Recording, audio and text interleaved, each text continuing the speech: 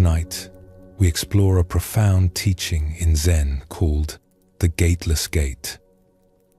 This is one of the most gentle and useful ideas in all of Buddhism and can help you uncover the peace you have been looking for all along.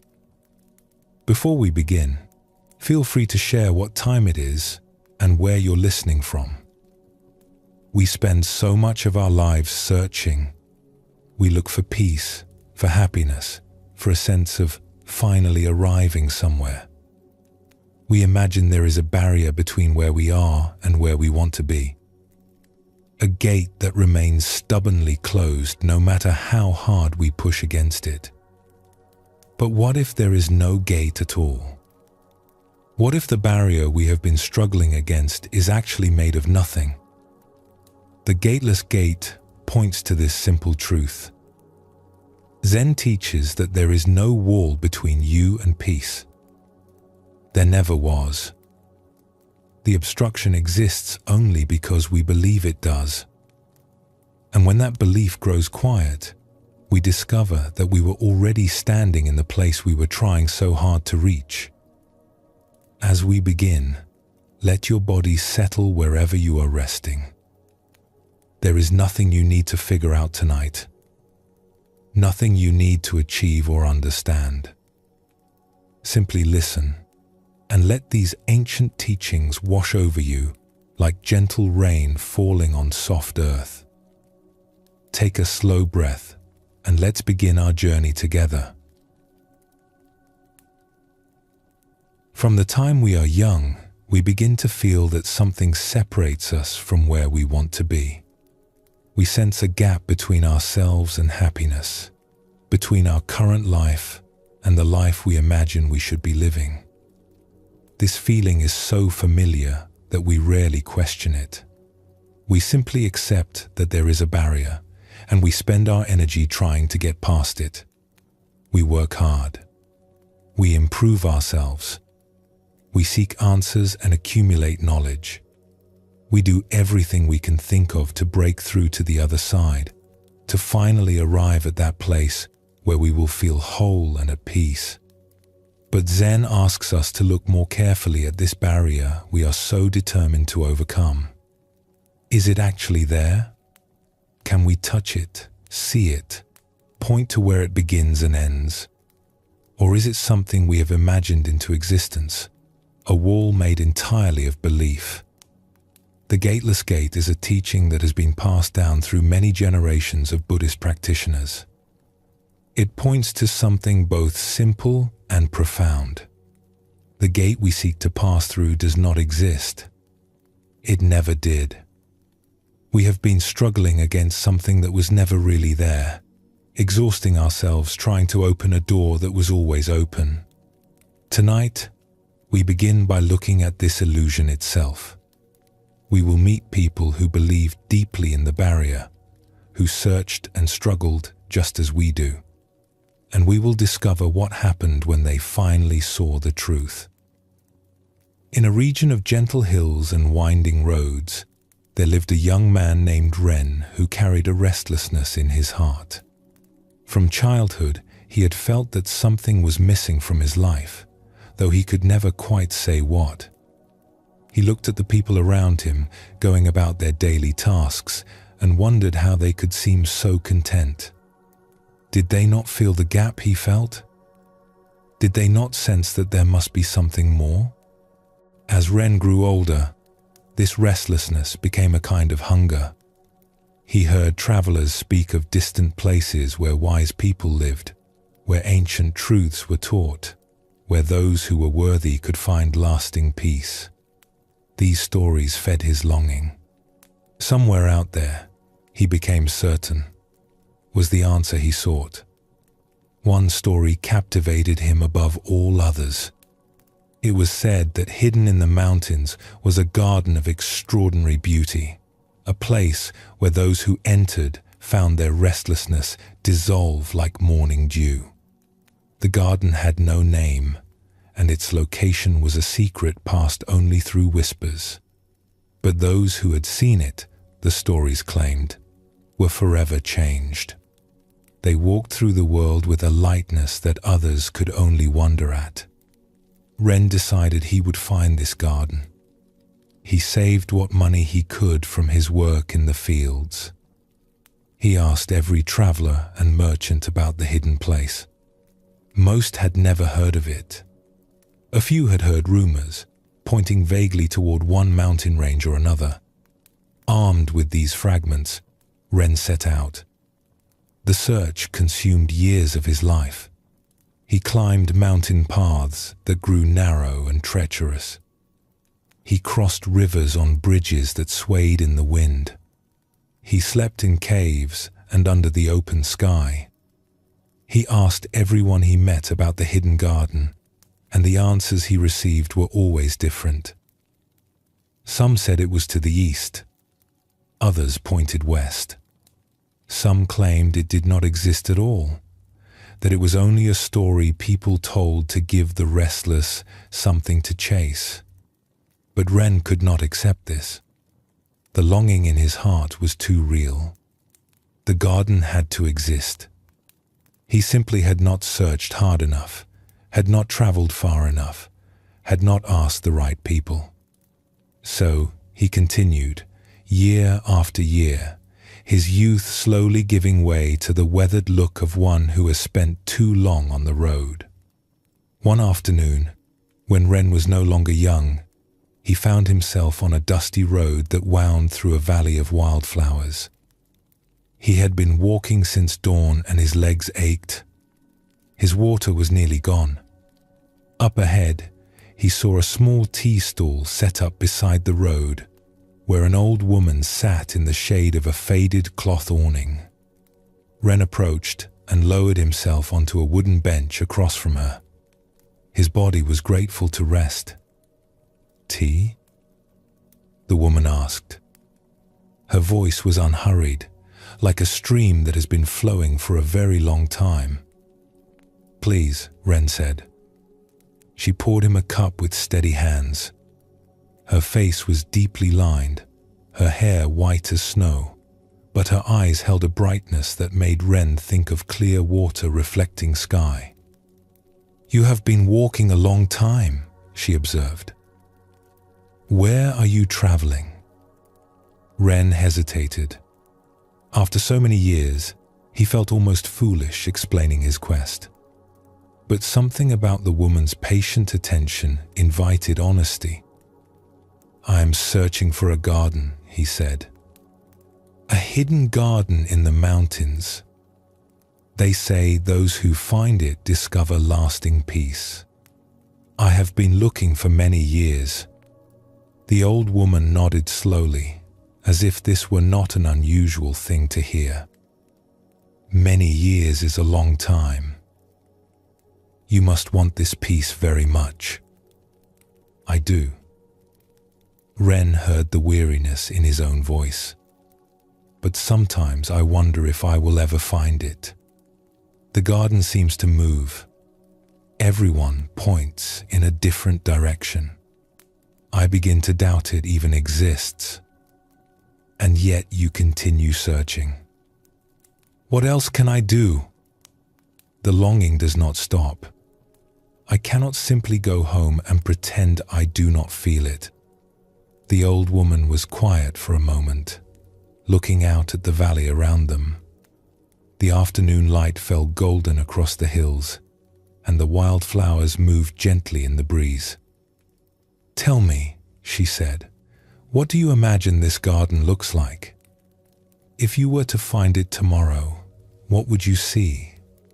Ren had thought about this countless times. The images came easily. "There would be flowers everywhere," he said. "Every color you could imagine.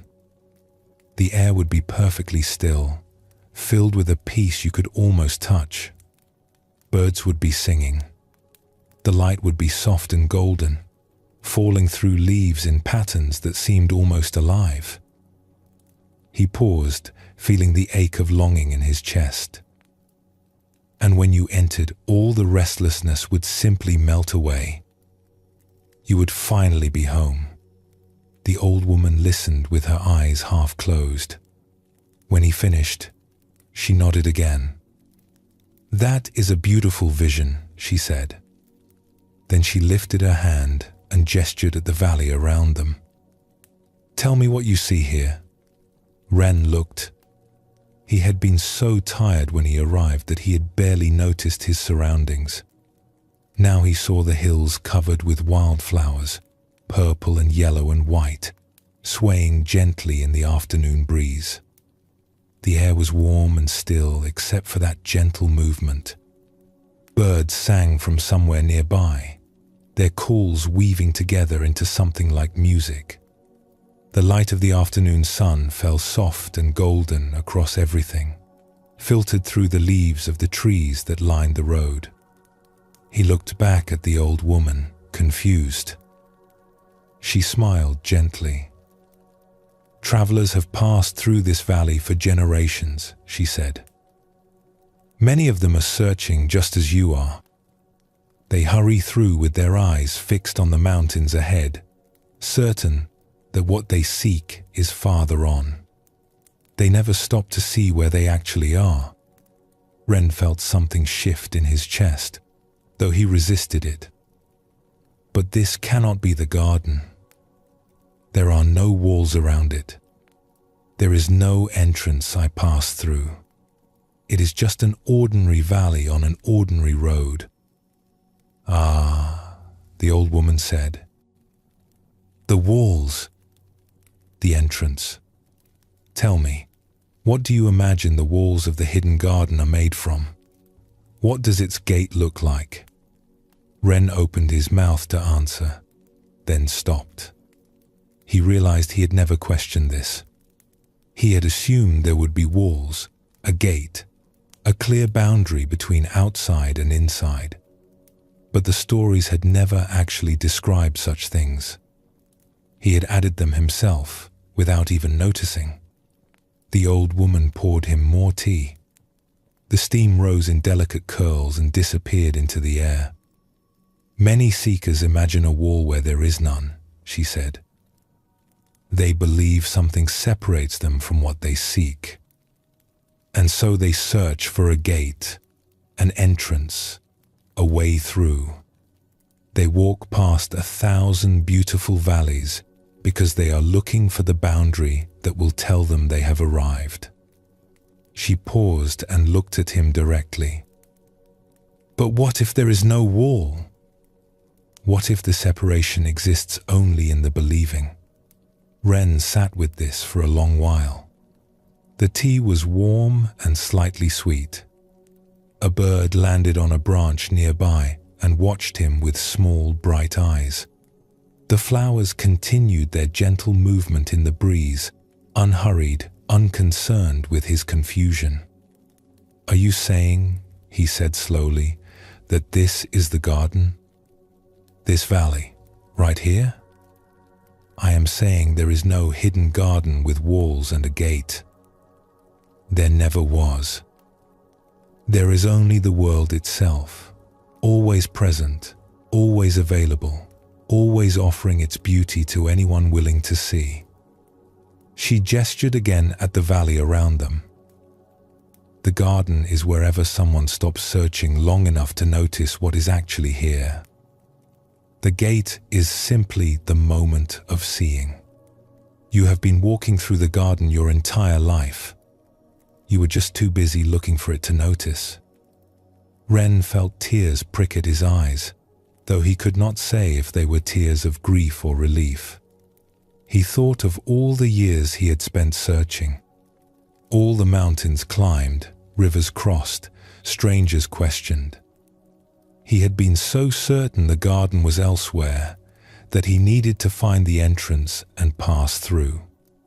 He had walked through 1,000 beautiful places without seeing any of them, because he was always looking ahead, always believing the real garden was farther on. "All this time," he said quietly, "all these years were not wasted," the old woman said gently. "They brought you here. They brought you to this moment, to this valley, to this cup of tea. Sometimes we need to search before we can stop searching." Sometimes we need to walk very far before we can see where we already are. Ren stayed in that valley for several days. He slept under the stars and woke to the songs of birds. He walked among the wildflowers and felt the sun on his face. The restlessness that had driven him for so long grew quiet, not because he had found something new, but because he had finally stopped to receive what had always been offered. On the morning he left, he thanked the old woman for what she had shown him. She shook her head. "I showed you nothing. I only pointed at what was already here. You were the one who finally let yourself see it." When Ren eventually returned to his home village, people noticed something different about him. He walked more slowly. He seemed to actually see the things he looked at. When asked about his travels, he would only smile and say that he had found what he was looking for. "Where was it?" They would ask. "How far did you have to go?"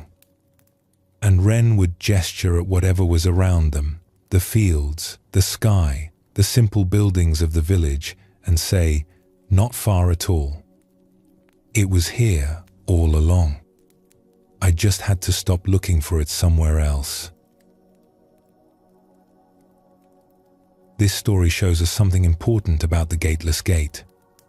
Ren spent years searching for an entrance that did not exist. He believed so deeply in the barrier that he could not see the beauty surrounding him at every moment. It was only when the old woman gently pointed to what was already present that the wall dissolved. Zen teaches us that we suffer from a kind of spiritual blindness. We imagine a gate between ourselves and what we seek. This gate feels so real that we exhaust ourselves trying to find the key, the secret, the worthiness that will finally let us through. But the gateless gate points to something much simpler. There is no wall. There never was. The barrier we struggle against is made entirely of belief, constructed from our certainty that we are somehow separate from where we need to be. When we stop and really look, we find that we were standing in the garden all along. In a city known for its fine pottery, there lived a young woman named Nara who had given her life to working with clay. From the time she could hold a tool in her hands, she had shaped and formed and fired. Her pieces were good, her neighbors said. Perhaps even very good. But Nara did not feel satisfied. She wanted to learn from the best, to discover secrets that ordinary potters did not know. She had heard of a master named Su who lived on the outskirts of the city. He was very old, it was said, and his work was considered among the finest ever created. Students came from distant provinces hoping to learn from him. But Master Su was known to be selective. He would only teach those who proved themselves worthy. The test, according to rumor, was this. A student must bring a vessel of their own making, something that demonstrated true skill and understanding. Master Su would examine it carefully. If it met his standards, he would accept the student. If not, he would send them away without a word. Nara was terrified. She looked at her work and saw only flaws. The curves were not quite right. The glazes were not quite pure. How could she possibly create something worthy of a master's attention? But the longing to learn was stronger than her fear. She began to work. Day after day, she sat at her wheel, shaping bowl after bowl, cup after cup. Each time she finished a piece, she would examine it closely, turning it in her hands, holding it up to the light. And each time she would find something wrong. A slight unevenness in the rim, a tiny bubble in the glaze, a curve that did not flow quite as it should. She would set the piece aside and begin again. Weeks passed, then months. Nara's workshop filled with rejected pieces, stacked in corners and piled along walls. Her friends began to worry about her. She barely slept. She barely ate. Dark circles formed under her eyes. Her whole being was focused on creating the one perfect vessel that would open the gate to Master Su's teaching. "You are working too hard," her friend Lan told her one evening. "The pieces you have made are beautiful. Any one of them would impress a master." Nara shook her head. "You do not understand. Master Su only accepts the worthy. If I bring something flawed, he will send me away. I will have lost my only chance." "How do you know what he considers worthy?" "Everyone knows. The test is famous. Only the truly skilled are accepted." Lan looked at the piles of bowls and cups surrounding them. "And none of these are skilled enough?" Nara ran her fingers over the nearest bowl. It was lovely, really, with a glaze the color of autumn leaves. But she could see the tiny imperfection near the base, the place where her attention had wavered for just a moment. "Not yet," she said. "But I will keep trying until I make something perfect." Finally, after nearly a year, Nara made a bowl that she could not immediately find fault with. It was simple and graceful, with a glaze the color of pale morning sky. The walls were even. The curve was true. She held it in her hands and turned it again and again, searching for the flaw that must be there. But she could not find it. For the first time in many months, she felt a small hope. Perhaps this one would be enough. She wrapped the bowl carefully in soft cloth and placed it in a basket. She barely slept that night, and in the morning she set out for Master Su's workshop. The journey took her through the city and out along a quiet road lined with trees. As she walked, her anxiety grew. What if she had missed something? What if there was a flaw she had not seen? What if Master Su found it immediately and sent her away? The workshop was a humble place, smaller than she had expected, set among trees at the edge of a quiet stream. The morning light fell soft through the leaves, dappling the ground with shifting patterns. An old man sat outside on a low wooden stool, shaping a piece of clay with hands that moved like water. He did not look up as she approached, but continued working with an absorption that seemed complete. Nara waited. She did not want to interrupt. But after a while, the old man set down his work and raised his eyes to her. "You have come a long way," he said. His voice was quiet and unhurried. "Yes, Master Su. I have come to ask if you will teach me." Nara bowed deeply. "I have brought a vessel for your examination. I hope it will prove me worthy of your instruction." She unwrapped the bowl with trembling hands and held it out to him. Master Su took it gently. He turned it in his hands, examining it from different angles. The pale glaze caught the morning light. He ran his fingers along the rim, felt the weight of it, looked at the way the curve flowed from base to lip. Then he set it aside on a small wooden table. Nara's heart sank. She had seen no approval in his face, no nod of acceptance. Only that calm, unreadable expression. "I am sorry," she said quickly. "I know it is not perfect. There must be flaws I did not see. I worked for almost a year, but perhaps that was not long enough. If you would give me more time, I could try again. I could bring you something better." I could. Master Su held up his hand gently, and she fell silent. The bowl is well made, he said. There is nothing wrong with it. Nara blinked. Then you will accept me as a student? I will. But not because of the bowl. I do not understand. Master Su looked at her with eyes that held something like compassion. There is no test, he said simply. There never was. The words did not make sense. Nara stared at him. But everyone says, I know what everyone says. I have heard the stories for many years. Students arrive at my door clutching their finest work, terrified they will be found unworthy. They tell me about the test, the high standards, the judgment they are certain they will face. He shook his head slowly. I do not know who started these stories, but they are not true. I have never required a worthy vessel from anyone.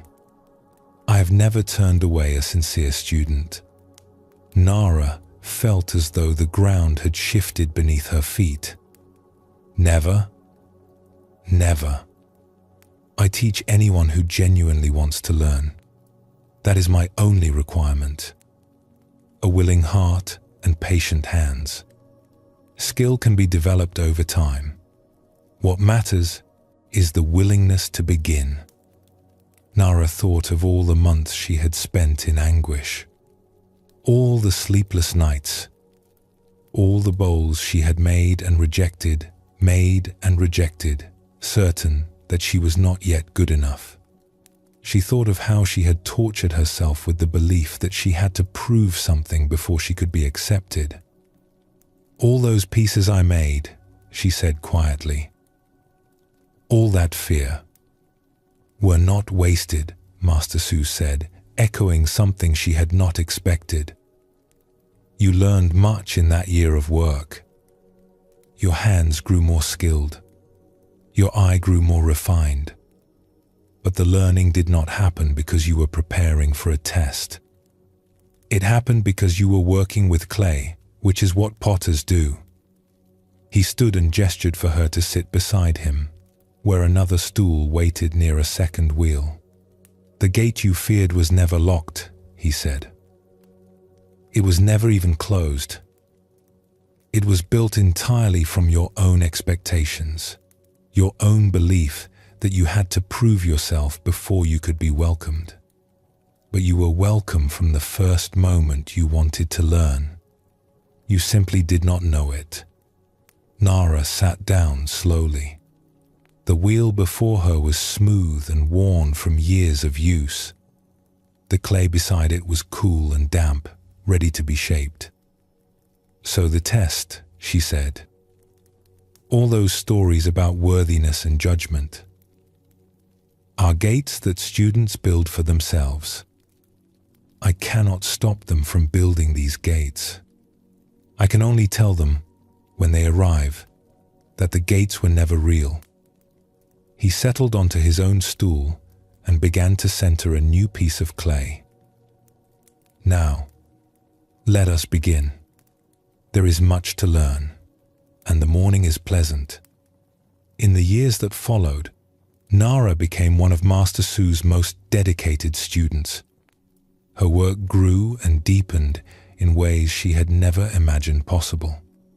But she never forgot the lesson of that first morning. Whenever new students arrived, anxious and uncertain, clutching their best work and hoping it would be good enough, Nara would sit with them. She would tell them what she had learned. There is no test, she would say gently. There never was. The worthiness you are trying to prove is already yours. The gate you fear is made of nothing but your own belief. Set down your burden. You are already welcome here. Both of these stories point to the same truth, seen from different angles. Ren believed he needed to find a hidden garden. Nara believed she needed to prove her worthiness. Both of them exhausted themselves, struggling against gates that existed only in their own minds. The Buddha taught that much of our suffering comes from this kind of confusion. We mistake our beliefs for reality. We imagine barriers where there are none, and then we spend our precious energy fighting against shadows. The gateless gate invites us to look more carefully at the walls we believe surround us. Are they truly solid? Can we touch them, measure them, prove they exist? Or are they made of something thinner, something that dissolves when we examine it closely? This is not about pretending that obstacles do not exist in our lives. We all face real challenges, real difficulties, real situations that require our attention and effort. But there is a difference between practical challenges and imaginary barriers. The gateless gate speaks to the second kind. It addresses the belief that we are fundamentally separated from peace, from wholeness, from being at home in our own lives. That belief, Zen teaches us, is the only real gate. And it is a gate that was never locked. We stand on one side, struggling to get through, not realizing that we could simply step forward. The barrier exists only in our believing. When the believing grows quiet, even for a moment, we discover something remarkable. We were never outside. We were always here. Let your breathing settle now, soft and natural. Feel how you are already held by this moment, without needing to push through any barrier. There is nothing to prove, nowhere to arrive. Simply rest here, in the gentle truth of being present.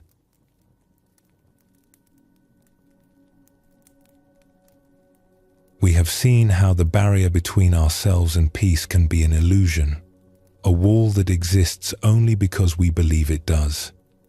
Now, we go a little deeper into this teaching, to discover something that may be uncomfortable at first. The gate we struggle against is not placed there by life or by the universe. It is not a test imposed by some higher power. We build it ourselves, without even realizing what we are doing. This happens in a subtle way. We feel a longing for something more, something deeper, and so we begin to seek. We prepare ourselves. We work to become ready. We imagine that there is a threshold we must cross, and we do everything we can to reach it. But here is the paradox that Zen points to. The very act of seeking creates the sense that there is something to seek. The effort to break through creates the feeling that there is something to break through. Our preparation for arrival keeps arrival forever in the future. Buddhism teaches that grasping causes suffering, and we can grasp even at liberation. We can want peace so badly that our wanting becomes the very thing that disturbs our peace. We can try so hard to be present that our trying pulls us out of presence. Let us explore a story about how we build our own gates and what happens when we finally see what we have been doing.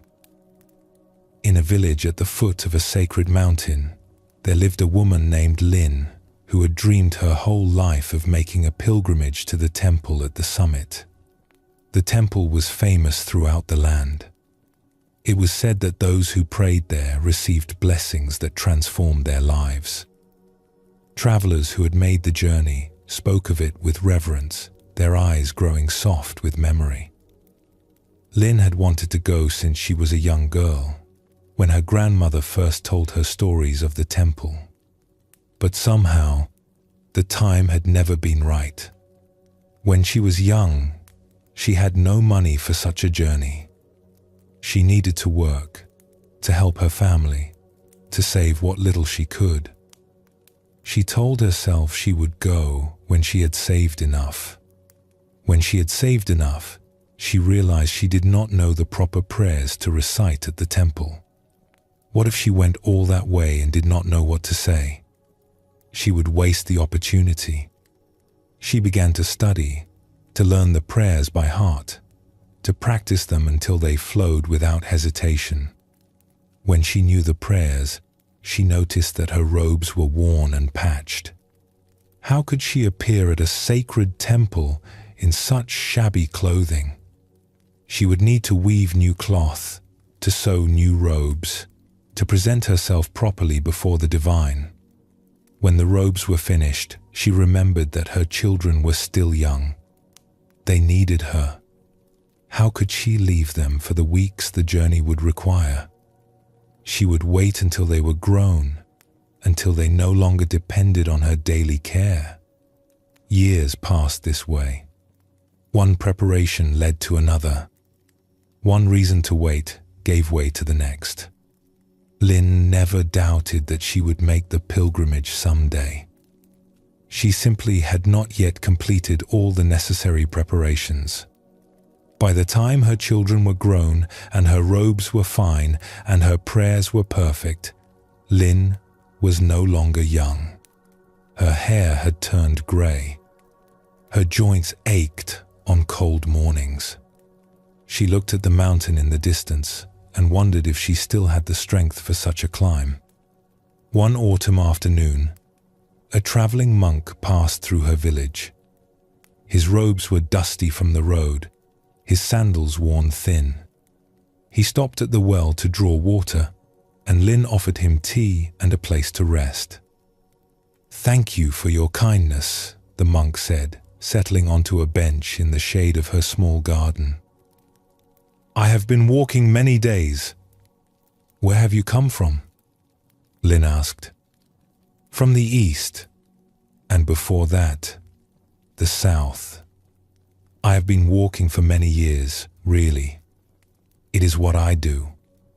Lynn looked at him with curiosity. "Do you never stay in one place? Do you have no destination?" The monk smiled. "Every place is my destination. I arrive constantly, wherever I happen to be."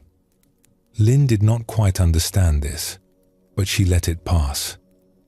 "I have a destination," she said. "The temple on the mountain.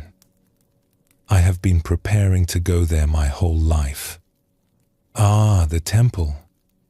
It is a beautiful place. I was there last spring." Lynn felt a pang of longing so sharp it surprised her. "You have been there? What was it like?" "Quiet. Peaceful. The monks who tend it are kind. The view from the summit shows the whole valley spread out below like a painting." He sipped his tea. "When do you plan to make your journey?" Lynn hesitated.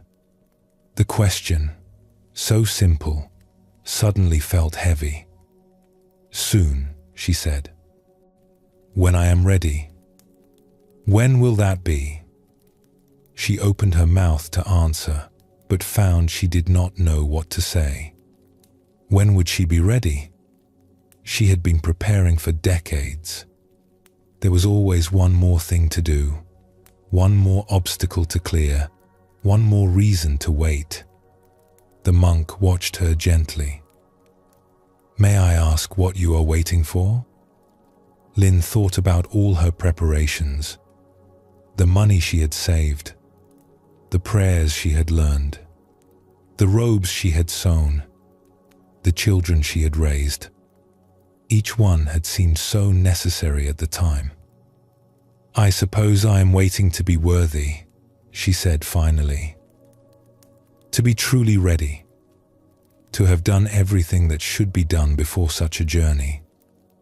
And what if you are never ready? What if there is always one more thing to prepare?" The question hung in the air between them. Lynn felt something uncomfortable stirring in her chest. "I do not know," she admitted. The monk set down his teacup. "May I tell you something I have learned in my years of walking? Please. There is no state of perfect readiness. There is no moment when all preparations are complete and the path opens before us without obstacle. We imagine such a moment exists, and so we wait for it. We prepare for it. We delay our lives waiting for conditions to be just right. He paused. But conditions are never just right. Life is always imperfect, unfinished, in motion. If we wait for perfect readiness, we wait forever. Lynn thought about her grandmother, who had first told her about the temple. Her grandmother had never made the pilgrimage either. She too had always been preparing, always waiting. She had died still waiting. But surely some preparation is necessary, Lynn said. I cannot just set out with nothing. Of course, practical preparations have their place, but there is a difference between practical preparation and the endless delay of the heart. You have money. You know the prayers. Your children are grown. What are you truly waiting for? Lynn looked at her hands, weathered from years of work. She thought about all the reasons she had given herself, all the gates she had placed between herself and the mountain, and she realized something she had never quite seen before. I am afraid, she said quietly. I am afraid that when I finally go, it will not be what I imagined. That I will arrive and find nothing special. That all these years of dreaming will end in disappointment. The monk nodded slowly. So you keep preparing, because as long as you are preparing, the dream remains perfect. The temple in your imagination can never disappoint you. It is only the real temple that carries that risk. Tears pricked at Lynn's eyes. Yes, I think that is true. And so the preparation becomes a gate you built yourself without realizing it. A way of keeping the journey forever in the future, where it is safe from the imperfection of actually happening. They sat in silence for a while. A bird sang somewhere in the garden. The afternoon light grew softer as the sun moved toward the hills. How do I stop? Lynn asked finally. How do I stop building gates? The monk smiled gently. You see what you are doing. That is the beginning. And then you take a step. Not a perfect step. Not a fully prepared step. Just a step in the direction you have always wanted to go. But what if I am not ready? You are ready enough. You have always been ready enough. The readiness you seek is not something you achieve. It is something you choose. You choose to begin, even though conditions are imperfect. You choose to walk, even though you do not know exactly what you will find. He stood and stretched, preparing to continue his own journey. May I tell you one more thing? He asked. Yes. I have been to many temples, many sacred places. Some were beautiful, some were ordinary. But the most sacred thing I have found is not a place at all. It is the walking itself, the willingness to set out, to move toward what calls you, to let the journey happen even though you cannot control how it will unfold. He picked up his staff. The temple on the mountain is a fine destination. But do not wait so long for perfect readiness that you miss the pilgrimage your life is offering you every single day. After he left, Lynn sat for a long time in her garden. She thought about all the years she had spent preparing, all the gates she had built between herself and the journey she longed to take. She saw now that her preparations had become a kind of hiding, a way of keeping herself safe from the risk of actually living. The next morning, she put on her fine robes. She took the money she had saved. She recited the prayers she had learned, just to feel them on her lips. And then she stepped out of her door and began to walk. The journey was not easy. Her joints ached. The path was steeper than she had imagined. She had to rest often. But with each step, she felt something loosening in her chest. The gate she had built was dissolving, not because she had finally become ready, but because she had finally stopped waiting for readiness that would never come. When she reached the temple, it was both more and less than she had imagined. The monks were kind, as the traveler had said.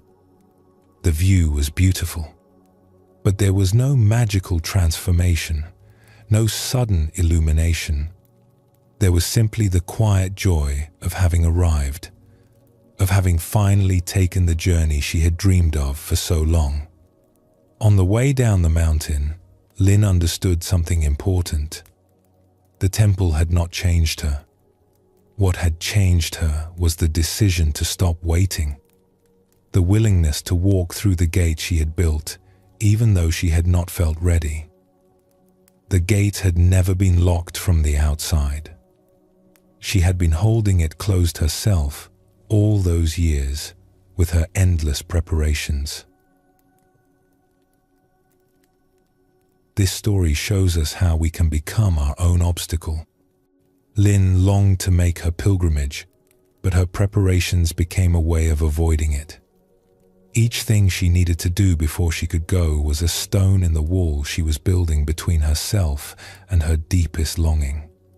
Zen teaches that our seeking can become what prevents us from finding. We want something so much that we convince ourselves we must prepare endlessly before we can have it. But the preparation never ends, because we are using it to avoid the vulnerability of actually stepping forward. The gateless gate is not something we open through perfect preparation. It is something we walk through when we finally stop insisting that we must be ready first. Readiness is not a state we achieve. It is a choice we make, again and again, to move toward what matters, even though we feel imperfect and uncertain.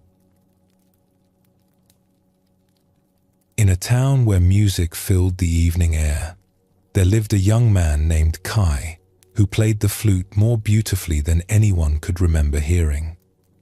When he practiced alone in the hills outside town, the notes drifted down like something not quite of this world. Birds would stop their own songs to listen. Travelers on the road would pause, enchanted, trying to find the source of the sound. But Kai never played for others. Not once had he performed in the town square where musicians gathered. Not once had he joined the festivals where players shared their gifts. When asked to play, he would shake his head and make excuses. He was not ready, he would say. Perhaps next year. Kai's mother worried about him. "You have a gift," she told him often. "Why do you hide it?"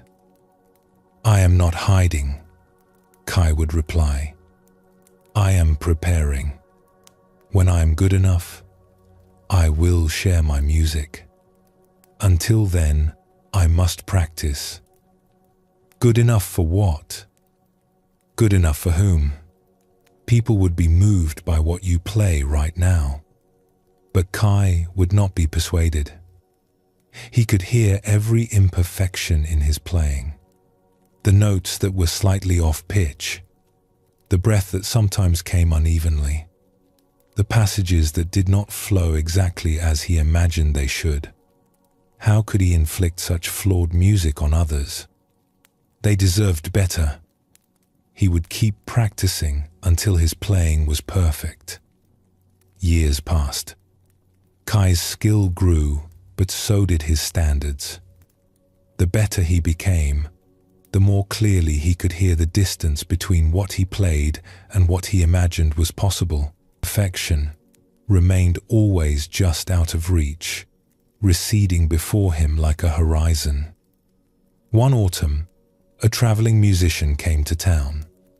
He was an old man named Wei, and he was blind. He had been blind since childhood, people said, but he played the erhu with such feeling that audiences wept without knowing why. Wei gave a performance in the town square, and Kai went to listen.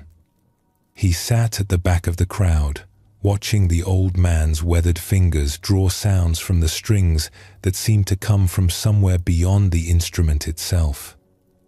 The music was not technically perfect. Kai's trained ear could hear that. There were moments when the timing wavered, when the pitch bent in ways that were not quite precise. But somehow, these imperfections did not diminish the music. They seemed to be part of it, giving it a humanity that perfection might have lacked. After the performance, when the crowd had dispersed, Kai found himself lingering. Wei sat alone, wiping down his instrument with a soft cloth. "You are still here," Wei said without looking up. His blind eyes gazed at nothing, but his attention seemed fully present. "How did you know?" Kai asked. "I heard you listening. You listen differently than most people, like someone who knows what music costs." Kai was startled. "I play the flute. A little." "A little?" Wei smiled. "That is not what your listening tells me. Someone who plays a little does not hold their breath during the difficult passages. You play seriously, perhaps too seriously." Kai did not know what to say. He felt exposed in a way he had not expected. "Will you sit with me?" Wei asked. "I could use some company before I move on." Kai sat on the bench beside him. The square was quiet now, the lanterns just beginning to be lit as evening came on. "Why do you not play for others?" Wei asked. "A young man with your training in a town that loves music. Yet I sense you have never performed here. How could you possibly know that?" "Because if you had, people would have mentioned you when I arrived. They would have said, 'You must hear our Kai. He plays the flute like an angel.' But no one spoke of you, which means you have kept your gift hidden." Kai felt heat rise to his cheeks. "I am not ready. My playing is not good enough." "Not good enough for what?" "For others to hear. I make too many mistakes. The notes are not always pure. The breathing is not always even. How can I ask people to listen to imperfection?" Wei was quiet for a moment. Then he laughed, a gentle sound without mockery. "You remind me of myself many years ago." "You? But your playing is beautiful. It is also imperfect. Did you not hear? The timing in the third passage was uneven. I lost the pitch briefly in the final section. My fingers are old and do not always obey me. But that did not seem to matter. The music was still moving." "Exactly." Wei turned his blind eyes toward Kai. "That did not seem to matter. So why do you believe your own imperfections would matter?" Kai struggled to answer. It seemed so obvious that his mistakes mattered, but when he tried to explain why, the words dissolved. "I was like you once," Wei continued. "In my youth, before I lost my sight, I was obsessed with perfection. I practiced endlessly, waiting for the day when my playing would be flawless. I believed that only then would I have something worth sharing. What happened? I went blind. And for a long time, I could not play at all. The grief was too heavy. But eventually, The music called me back. And when I began again, something had changed. I could no longer see the audience. I could not watch for their approval or their disappointment.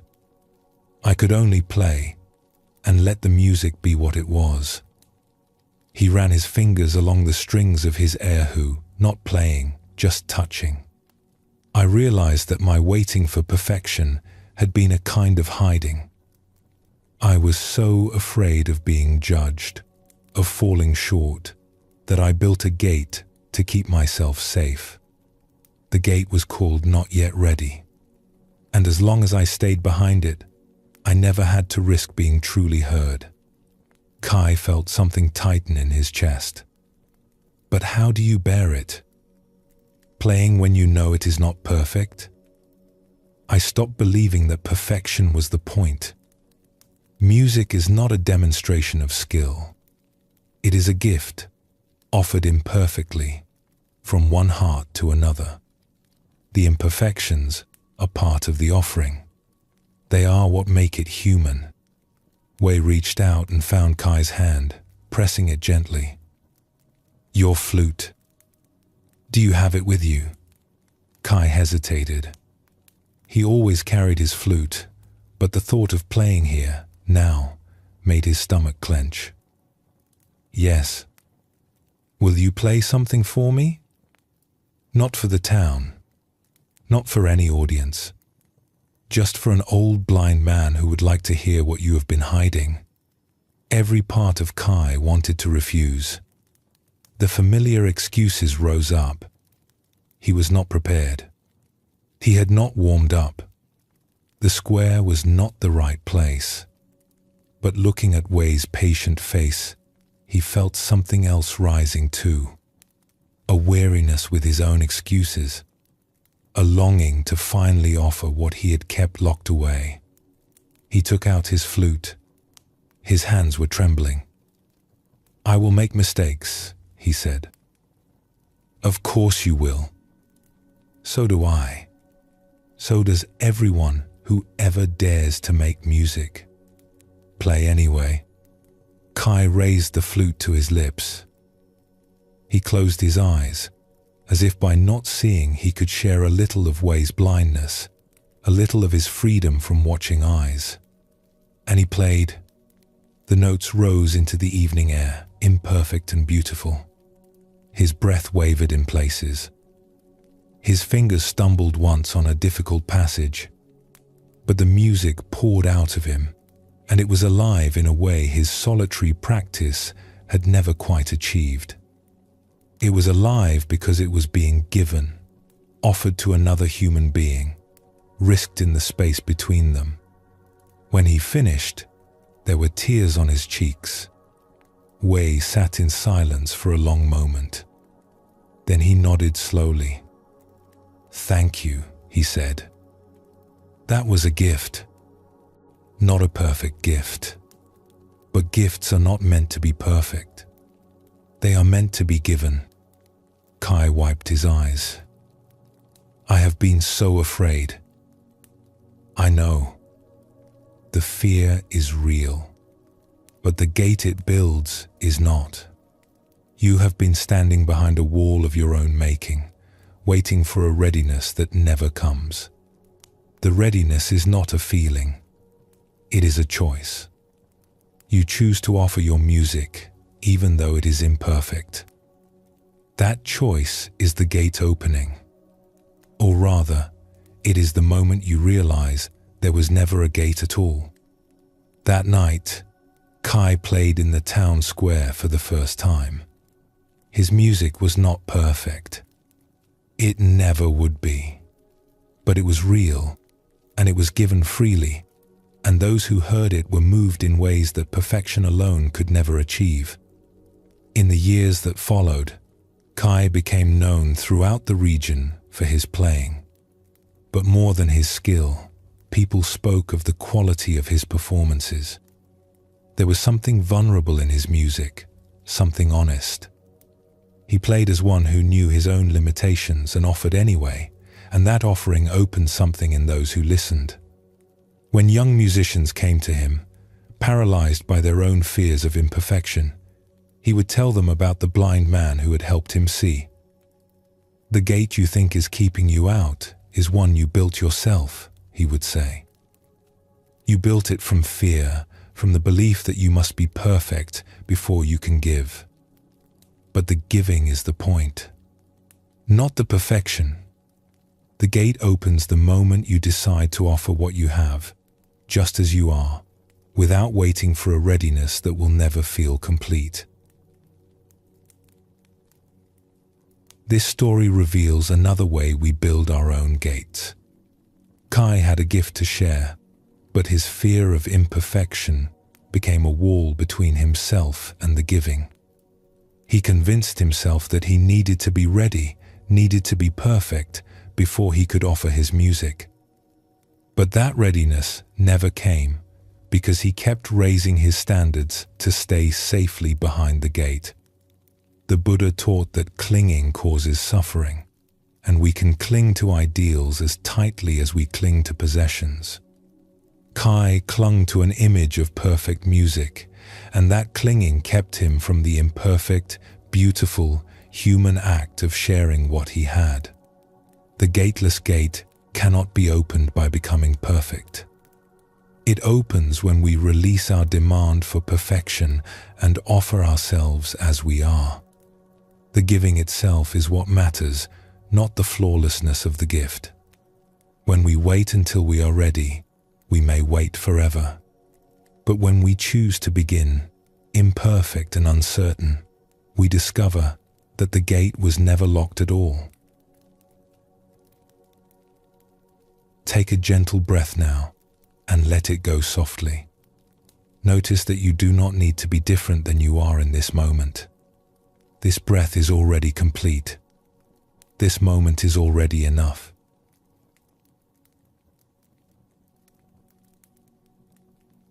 We have seen how the barrier we struggle against can be an illusion, and how we often build that barrier ourselves through our endless seeking and preparing.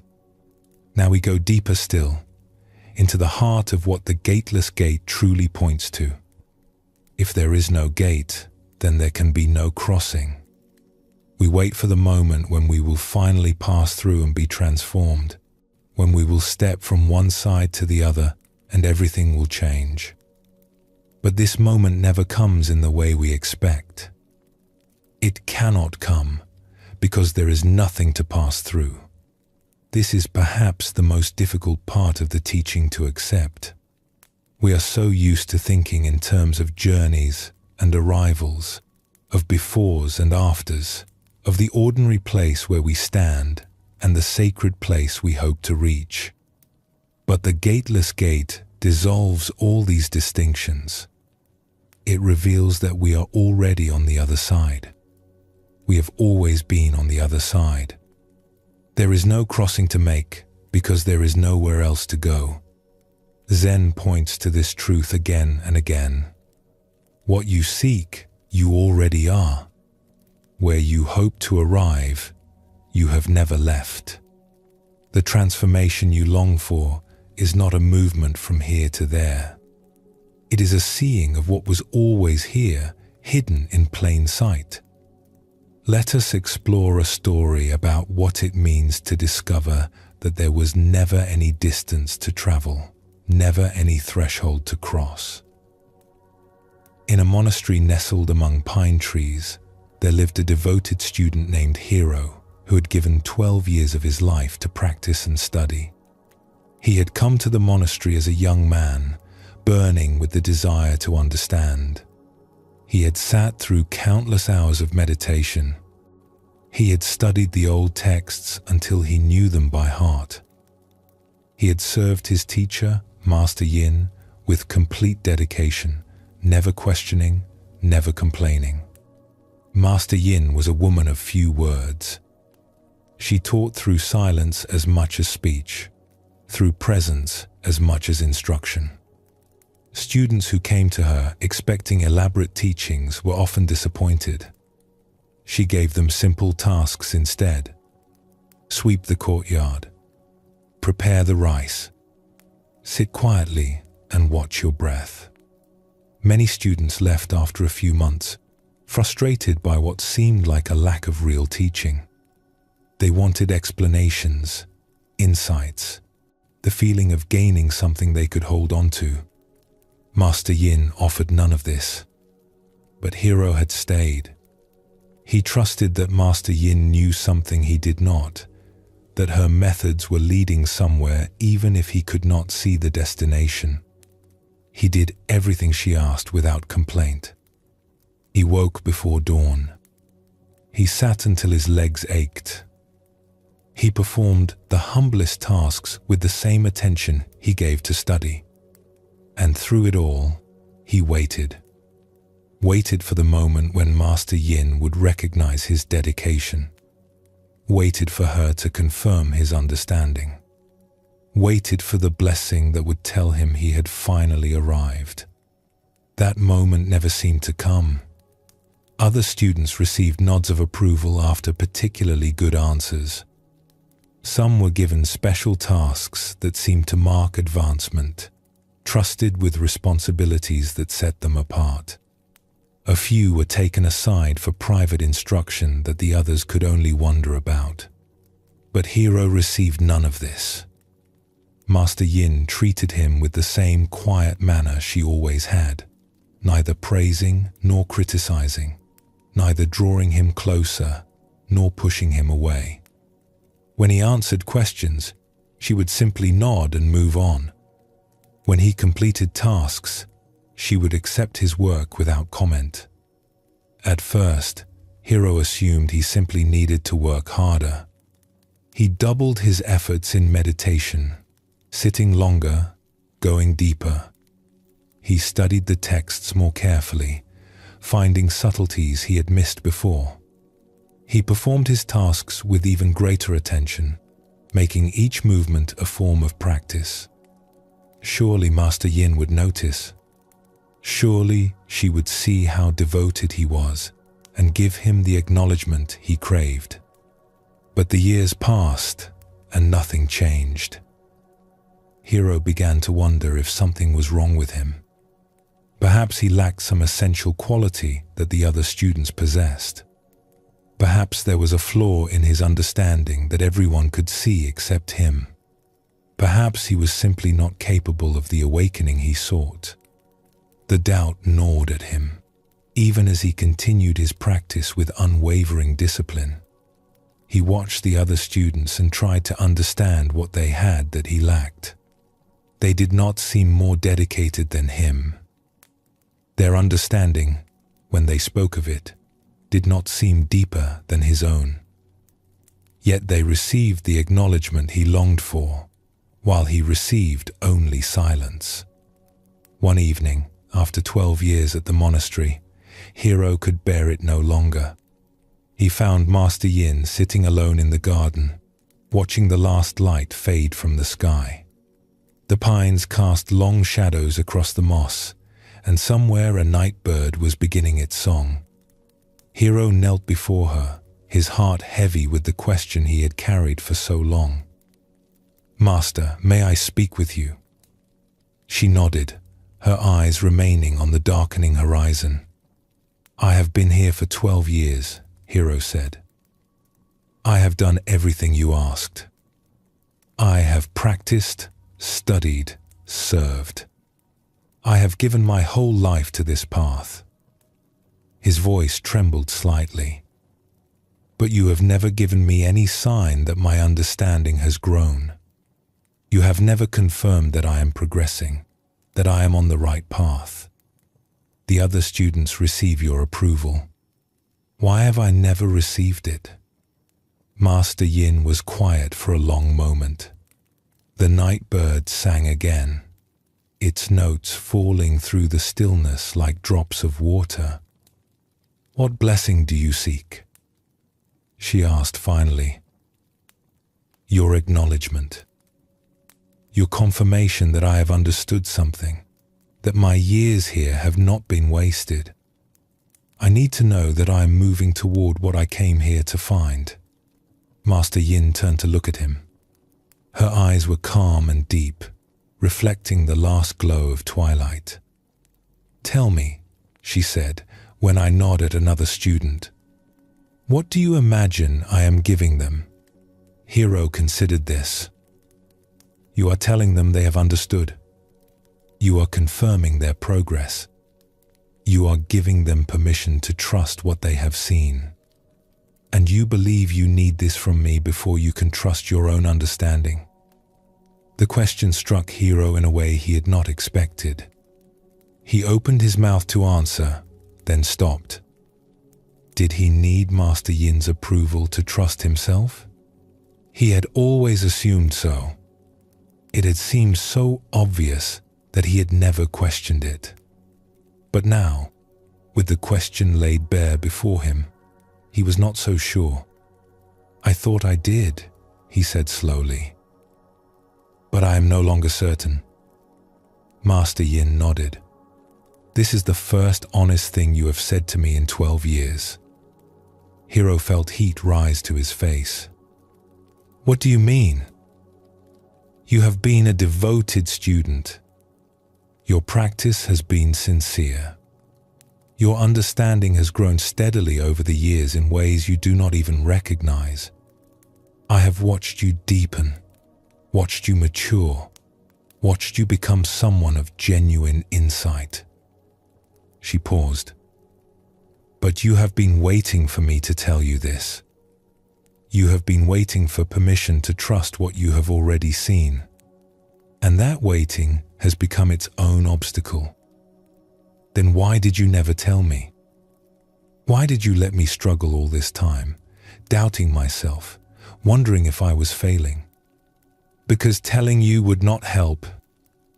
You would have taken my words and made them into another thing to wait for. You would have thought, yes, Master Yin says I am progressing, but perhaps I need to progress more before I truly arrive. The waiting would have continued in a new form. You would have exchanged one gate for another." She stood and walked a few steps into the garden, her robes moving softly in the evening breeze. A firefly blinked in the darkness near the pines. "The blessing you seek is not mine to give or withhold," she said. "It was never something outside you, waiting to be bestowed. It is your own willingness to trust what you already know. You have been waiting at a gate that was always open, asking for a key that was already in your hand." Hiro sat with this, feeling something shift in his chest. All those years of waiting, all that longing for confirmation, all the doubt and self-questioning. And now he was being told that the confirmation had never been necessary, that he had been seeking permission for something that required no permission at all. "Why did you treat me differently from the other students?" he asked. "Why the silence when you gave them words of encouragement?" Master Yin turned back to face him. "Because you did not need encouragement. You needed to stop waiting for it. The other students needed small confirmations to continue. They were younger in their practice, more uncertain. A word of approval helped them find the strength to keep going. But you were beyond that. Your understanding was already ripening. What you needed was to trust it, and no one could give you that trust.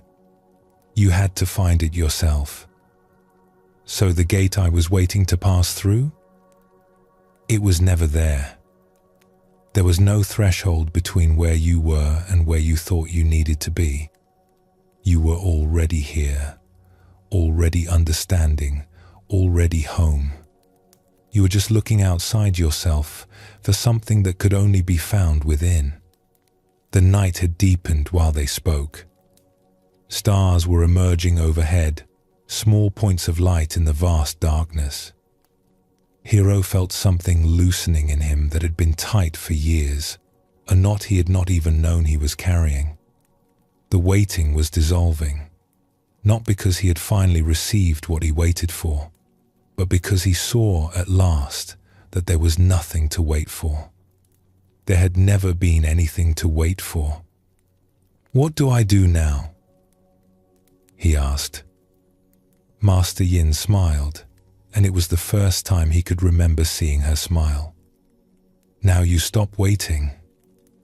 You stop looking for someone to tell you that you have arrived. You trust what you already know, and you live from that trust. The practice continues, but you will do it differently now.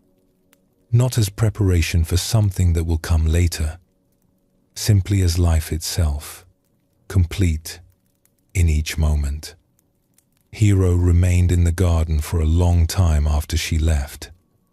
He thought about all the years of waiting, all the energy he had poured into seeking confirmation that he was worthy, that he was progressing, that he was on his way to somewhere else. He had been so busy looking for the gate that he had not noticed he was already standing in the garden on the other side.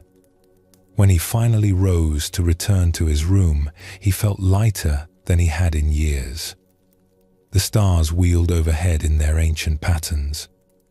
The pines whispered in the night breeze.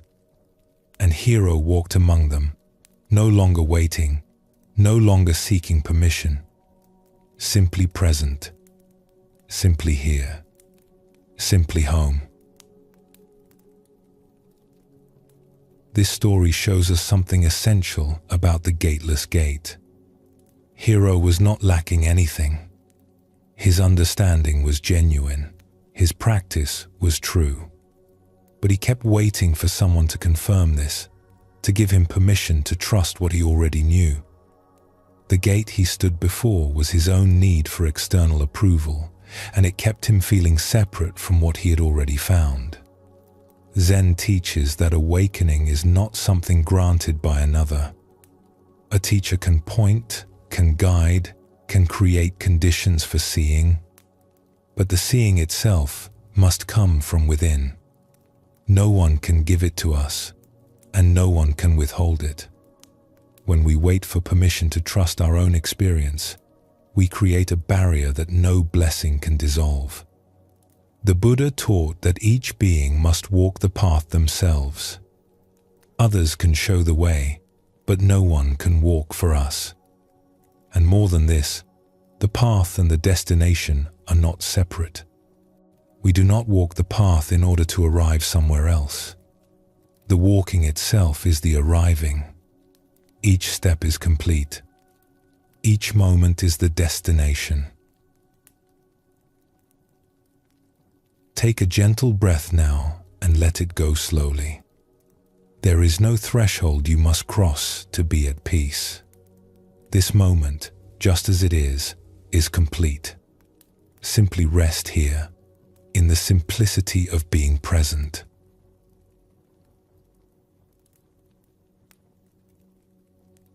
We have traveled deep into the teaching of the gateless gate. We have seen that the barrier is an illusion, that we build it ourselves through our seeking, and that there is no crossing to make because we are already where we hope to arrive. Now we come to something even more beautiful. Where does the gateless gate lead? What do we find when we finally stop seeking and open our eyes? There is an old Zen saying about the journey of awakening. First, mountains are mountains and rivers are rivers. Then, mountains are no longer mountains and rivers are no longer rivers. Finally, mountains are again mountains and rivers are again rivers. This points to a profound truth. The spiritual journey does not take us to some extraordinary realm beyond ordinary life. It brings us back to where we started, but with eyes that can finally see. The gateless gate leads not to a special place reserved for the awakened. It leads right here, to this very life, to the dishes and the sweeping and the morning light through the window. It leads us home to the ordinary, which we discover was sacred all along. Let us explore a story about what it means to return to where we never actually left. In a village at the edge of a great forest, there lived a woman named May, who had spent 20 years searching for something she could not quite name. As a young woman, She had felt a longing that the routines of village life could not satisfy. She wanted to understand the deeper truths, to touch the sacred, to find the peace that ordinary existence seemed to lack. So she had left. She had traveled to distant temples perched on mountainsides. She had sat at the feet of teachers renowned for their wisdom. She had practiced disciplines that pushed her body and mind to their limits. She had read ancient texts by candlelight and debated fine points of philosophy with fellow seekers. Along the way, she had experienced things that seemed to confirm she was on the right path. Moments of profound stillness during meditation. Insights that cracked open her understanding of reality. Feelings of connection to something vast and timeless. These experiences kept her searching, kept her traveling from one teacher to the next, one temple to the next, certain that if she just went a little further, she would finally arrive. But 20 years passed, and the final arrival never came. The experiences were real, but they did not last. The peace she touched in meditation would dissolve when she returned to daily life. The insights that seemed so clear would grow fuzzy with time. She began to wonder if she was chasing something that could never be caught, a horizon that would always recede no matter how far she walked. Then, word came that her mother was ill. May's father had died years ago, and her mother had lived alone in the village ever since. Now she needed care, and there was no one else to provide it. May packed her few belongings and began the long journey home. She arrived in late autumn, when the leaves were turning gold and red, and the air carried the first hint of winter. The village looked smaller than she remembered, quieter, simpler. Her mother's house was modest, with a garden gone slightly wild from neglect and a roof that needed repair. Her mother was sitting by the window when May entered, wrapped in a faded blanket, watching the leaves fall from the old maple tree in the yard. "You came," her mother said. Her voice was weaker than May remembered, but her eyes were still bright. "Of course I came." May knelt beside her and took her hand. "I am sorry I was away so long." Her mother smiled. "You were looking for something. Did you find it?" May hesitated. The honest answer was complicated. She had found many things. She had learned much. But the final peace she had sought, the lasting transformation she had hoped for, remained elusive. "I found pieces of it," she said finally. "But not the whole." Her mother nodded, as if this were expected. Maybe the whole is not something that can be found in one place. Maybe it is scattered everywhere, in small pieces, waiting to be noticed. In the days that followed, May settled into the rhythm of caring for her mother. She cooked simple meals. She cleaned the house. She helped her mother dress in the morning and undress at night. She repaired the roof and tended the garden. These tasks were humble, nothing like the exalted practices she had learned in the temples. And yet, as she did them, something strange began to happen. One morning, she was washing rice for breakfast. The water was cold on her hands. The grains made a soft rushing sound as she swirled them. Light from the window fell across the bowl, making the water sparkle. And for a moment, May felt something she recognized. The same stillness she had touched in her deepest meditations. The same sense of presence, of being fully here, that she had traveled so far to find. She stood motionless, afraid to disturb it. But it did not leave. It stayed with her as she poured out the water and added fresh. It stayed as she lit the fire and set the pot to cook. It was here, in this ordinary kitchen, in this simple task she had done 1,000 times without thinking. That evening, sitting with her mother by the window, May tried to understand what had happened. "I felt something today," she said, "while I was washing the rice. Something I used to feel only in the temples, during the deepest practice. But it came while I was just standing in the kitchen, doing something ordinary." Her mother looked at her with gentle curiosity. "Tell me what it felt like." Stillness, presence, like everything became very clear and simple, like I was fully there, in that moment, without wanting to be anywhere else. In the temples, we would practice for hours to touch that feeling. We had elaborate techniques, strict disciplines. And here it came while I was just washing rice. Her mother nodded slowly. "And this surprises you?" "I thought I had to be somewhere special, doing something special, to feel that way. I thought ordinary life was what I had to escape from. But today the sacred was right here, in the kitchen, in the washing of rice." Her mother was quiet for a moment. The last light of evening was fading, painting the clouds in shades of pink and gold. "I have never been to your temples," her mother said. "I have never studied with teachers or read the old texts. I have just lived here, in this house, doing simple things.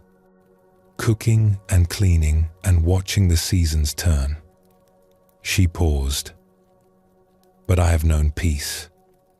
Not always, not perfectly, but often enough.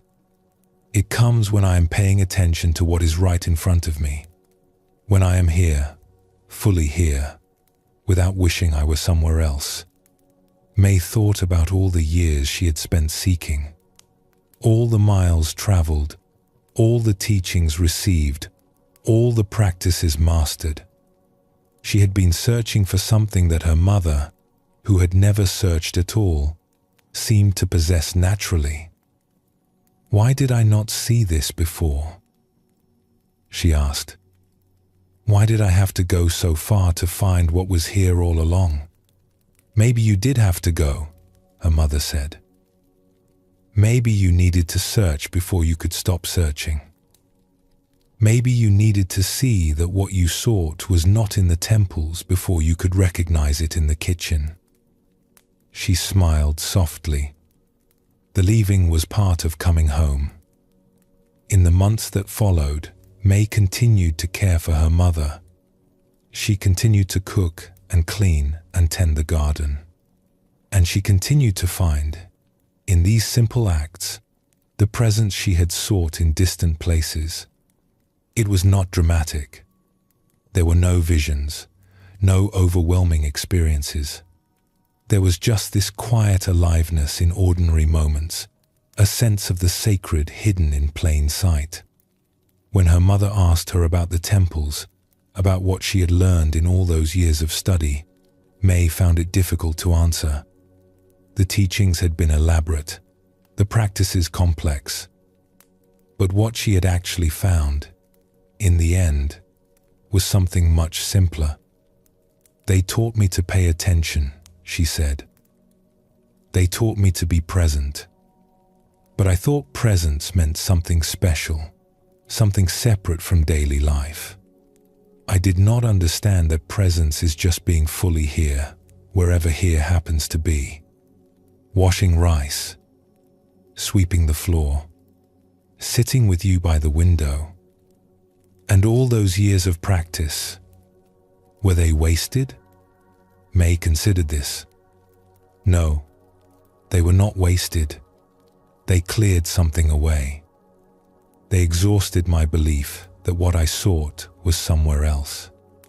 I had to search the whole world before I could stop searching. I had to go through the gate before I could see there was no gate. Her mother reached out and took her hand. The gesture was simple, like so many simple things May was learning to see. You sound peaceful." "I am. For the first time, I think I truly am. Not because I achieved something or found something special, but because I finally stopped looking for somewhere else to be. I came home, and I discovered that home was what I had been looking for all along." "Perhaps that is what all the seeking was for," her mother said. "Not to find something out there, but to exhaust yourself enough that you could finally rest here." May squeezed her mother's hand gently. Through the window, she could see the old maple tree, bare now in winter, its branches tracing delicate patterns against the grey sky. She had looked at that tree 1,000 times as a child without really seeing it. Now it seemed quietly magnificent, a living sculpture of patience and time. "I think you may be right," she said. When her mother eventually died, on a quiet winter morning with snow falling outside the window, May was holding her hand. The moment was ordinary and extraordinary at the same time. Just a breath stopping, just a life completing itself, just the natural end of a natural process. May stayed in the village after that. She did not return to the temples or resume her seeking. There was nothing more to seek. The gateless gate had led her here, to this simple house, this ordinary life, these humble tasks that revealed themselves, when approached with presence, as sacred as anything she had ever experienced in the most exalted temples. This story shows us where the gateless gate leads. May traveled far and learned much, but in the end, the gate opened onto her mother's kitchen. The sacred she had sought in distant places was waiting for her in the washing of rice, the tending of a garden, the sitting by a window watching leaves fall. Zen teaches that enlightenment is not an escape from ordinary life. It is ordinary life, seen without the veil of seeking. The gateless gate does not lead to another world. It reveals this world as it truly is. When we stop looking for something beyond what is here becomes radiant with presence. The Buddha did not teach his followers to flee the world. He taught them to see clearly, to be fully present, to meet each moment without resistance or craving. This seeing can happen anywhere. It does not require special circumstances or elevated states. It requires only our full attention, our willingness to be here, our release of the belief that peace is somewhere else. In a fishing village where the sea met the shore in an endless rhythm of coming and going, there lived a man named Tao who carried a heaviness in his heart. Years ago, he had been a monk in a mountain monastery. He had taken vows, shaved his head, devoted himself to the path of awakening. He had believed, with the fervor of youth, that he would attain enlightenment if he only practiced hard enough. But enlightenment had not come. Years of meditation, years of discipline, years of following every instruction his teachers gave him, and still he felt like the same confused person he had always been. The other monks seemed to progress while he remained stuck. The peace he glimpsed in meditation would evaporate the moment he returned to daily activities.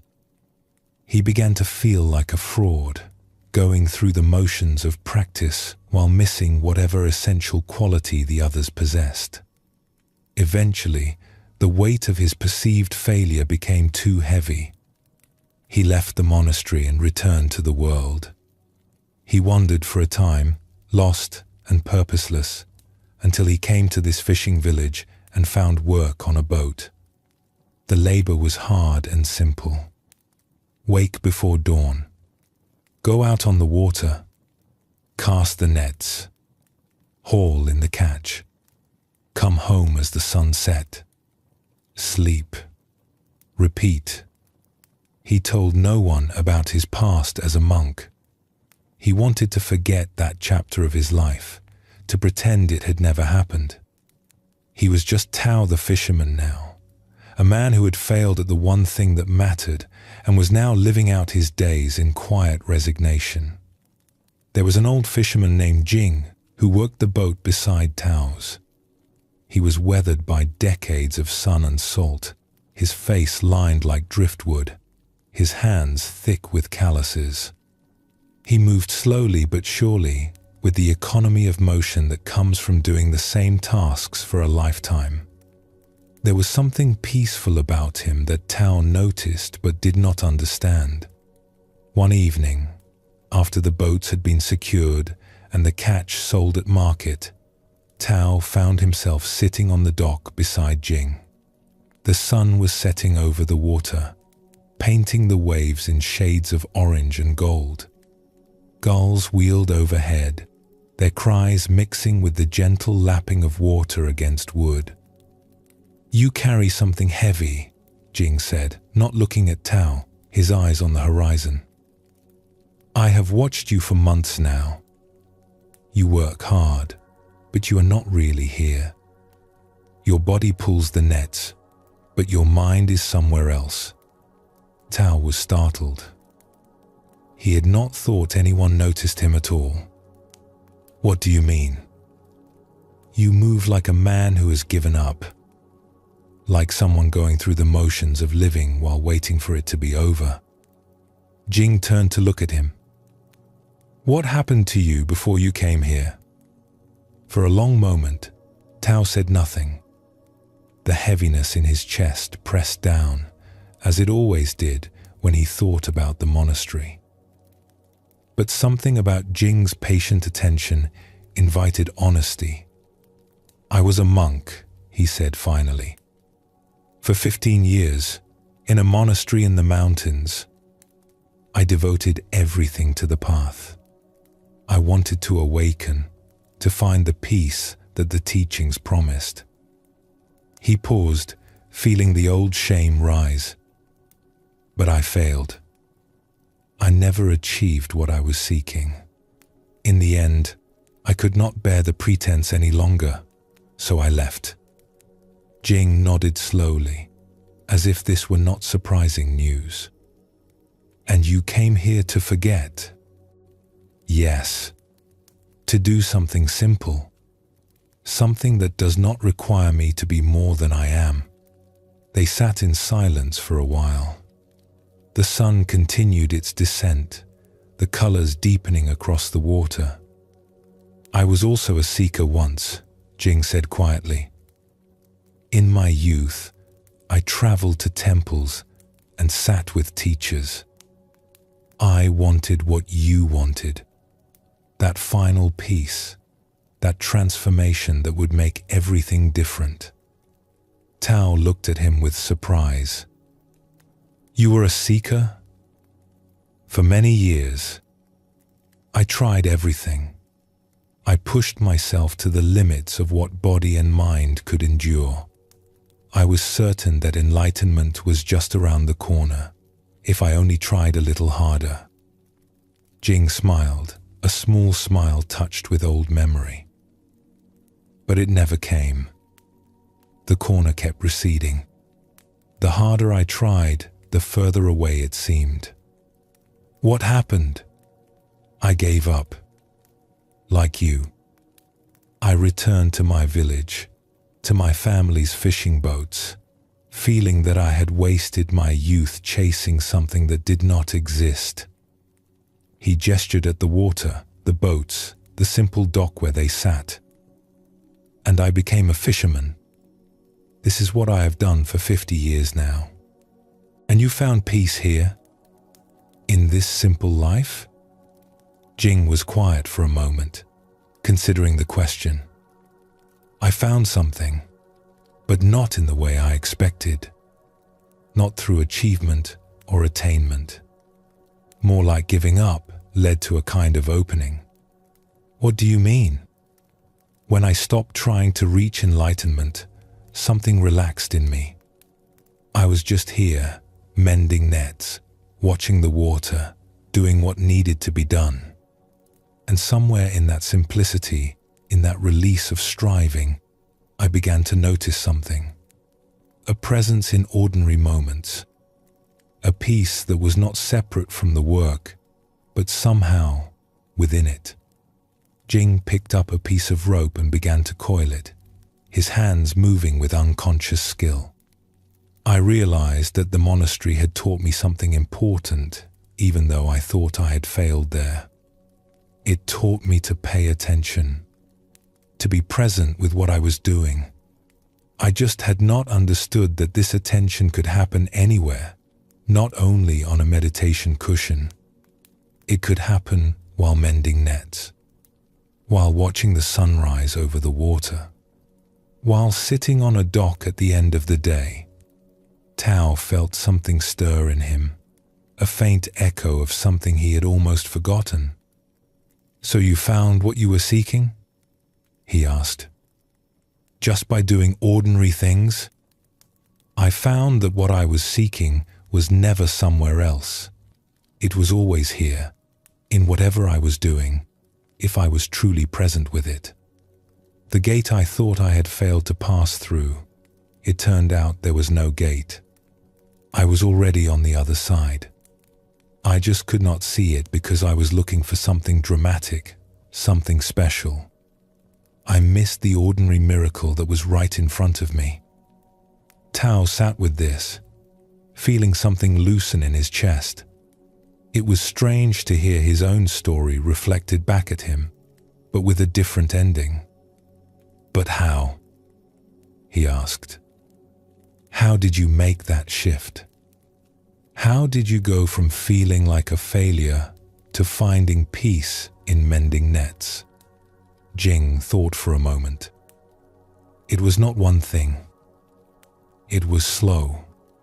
At first, I was just going through the motions, like you, numb, disappointed. But the work has a way of wearing down the thoughts if you let it. The sea does not care about your spiritual ambitions. The fish do not care whether you achieved enlightenment. They just are what they are, and the work is what it is, and eventually you either resist that or you surrender to it. And you surrendered. Eventually. Though surrender is perhaps too dramatic a word. I just got tired of fighting. Tired of comparing my life to what I thought it should be. One morning, I woke up and went out on the water, and it was just beautiful. The light, the waves, the feeling of the boat moving beneath me. And I was not thinking about what I had lost or what I had failed to achieve. I was just there, and something in me said, "This is enough. This is more than enough." The sun had almost set now. The first stars were appearing in the darkening sky. The water lapped gently against the dock in its eternal rhythm. "I feel like I wasted 15 years, Tao said quietly. "All that practice, all that striving, and nothing to show for it." Jing shook his head slowly. "Nothing is wasted. The monastery taught you things you do not even realize yet. It prepared you, even though the preparation did not look like success. And the feeling of failure, that too has its place. Sometimes we need to fail at finding what we seek before we can discover it was never lost." He stood, stretching his old bones, and looked down at Tao. "Tomorrow, when we go out on the water, try something. Do not think about the past or the future. Do not judge yourself as a failed monk or a resigned fisherman. Just be here, with the nets and the water and the sky. Feel your hands pulling the ropes. Feel the boat rocking beneath you. Let yourself be completely present with this simple work." He began to walk away, then paused and turned back. "The enlightenment you sought in the monastery, I do not know if such a thing exists in the way we imagined it. But presence exists. Being fully here, fully alive to this moment that exists. And that may be all the enlightenment we ever needed. In the weeks that followed, Tao tried what Jing had suggested. At first, it was difficult. His mind wanted to wander, to judge, to compare this simple life with his imagined failures. But slowly, he began to find moments of genuine presence. The feel of the wet rope in his hands, the cry of the gulls, the smell of salt and fish, the way the morning light sparkled on the water. These moments were not dramatic. They were not the blinding insight he had once hoped for. But they were real. They were here. And they carried a quiet peace that his years of striving had never achieved. One morning, hauling in a heavy net, Tao suddenly laughed. Jing, working beside him, raised an eyebrow. "What is funny?" "I spent 15 years trying to reach somewhere else," Tao said. "Somewhere special, somewhere sacred. And here I am, covered in fish scales, doing the simplest work in the world. And this is it. This is what I was looking for. Not somewhere else. Right here." Jing smiled. "The gateless gate. You have walked through. There is no gate. No. There never was. Just the willingness to be here, fully here, without needing to be anywhere else." This story shows us another face of the same truth. Tao believed he had failed at the spiritual path, only to discover that the path had led him exactly where he needed to be. The enlightenment he sought in the monastery was waiting for him on a fishing boat, in the simple act of being present with his work. Buddhism teaches that awakening is not reserved for special people in special places. It is available to anyone, anywhere, in any circumstance. The gateless gate opens onto whatever life we are actually living. The monk's cell and the fisherman's boat, the temple and the kitchen, the meditation cushion and the market square, all of them are the sacred ground where presence can be found. We do not need to escape ordinary life to find peace. We need only to be fully present within it. The gateless gate does not lead us away from where we are. It leads us more deeply into it. It reveals that we never left home. We only thought we did. Let your body settle now, feeling its weight wherever you are resting. Take a slow breath and let it go. You are already here, already home. The ordinary moment holds you gently, asking nothing, offering everything.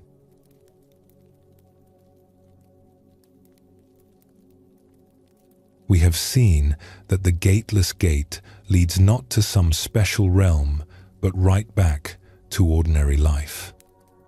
We have met people who traveled far only to find that home was what they were seeking all along. The sacred is here, in the kitchen and the fishing boat, in the washing of rice and the mending of nets. But understanding this is one thing. Living it is another. We have spent so much of our lives reaching for something better, something more, something beyond this moment. We reach for the next achievement, the next experience, the next stage of development. Even when we understand that peace is here, the habit of reaching continues. The hand keeps grasping even when the mind knows there is nothing to grasp. So what does it look like to actually live without reaching? What does it mean to be fully here, in this moment, without needing it to be different? This is not a teaching we can understand only with our minds. It must be lived, practiced, embodied in the small moments that make up our days. Let us explore a story about what it means to rest in the present without constantly leaning toward the future. In a town known for its weavers, there lived a young woman named Yuki whose hands could create patterns of extraordinary beauty. She had learned the craft from her grandmother and had practiced since childhood. By the time she was grown, her work was sought by merchants from distant provinces. She should have been content. But Yuki was never satisfied. Each piece she finished seemed flawed to her. The colors were not quite right. The patterns were not quite balanced. She would complete a weaving and immediately begin thinking about the next one, certain that the next one would finally be the one that matched the vision in her mind. She worked constantly, barely pausing to eat or sleep.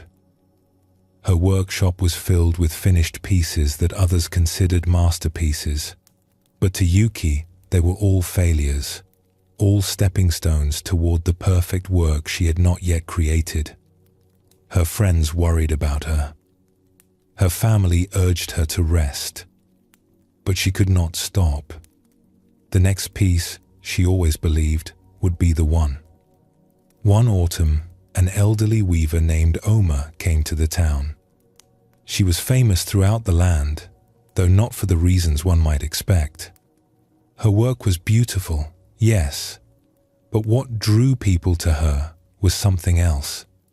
There was a quality of peace about her that seemed to infuse everything she touched. People said that sitting in a room with one of her weavings made them feel calm in a way they could not explain. Yuki sought her out immediately. If anyone could help her create the perfect work, surely it was this master. She found Oma in a small room at the inn, sitting before a simple loom. The old woman's hands moved slowly, almost lazily, guiding the threads with no apparent urgency. Yuki watched for a while, growing impatient. At this pace, how did she ever finish anything? "You are the one they call gifted," Oma said without looking up. "I have heard of your work.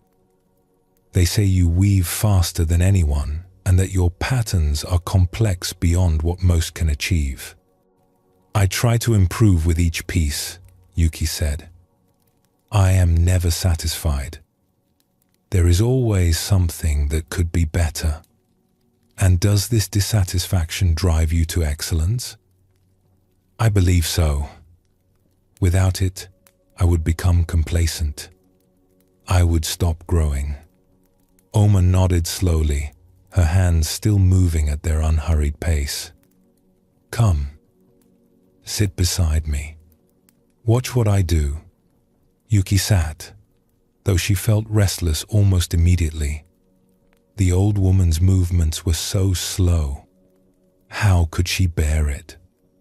"You are uncomfortable," Oma observed. "I am not used to this pace. When I weave, my hands move quickly. I am always thinking about the next row, the next color, the next pattern. Yes, I can see that in your work.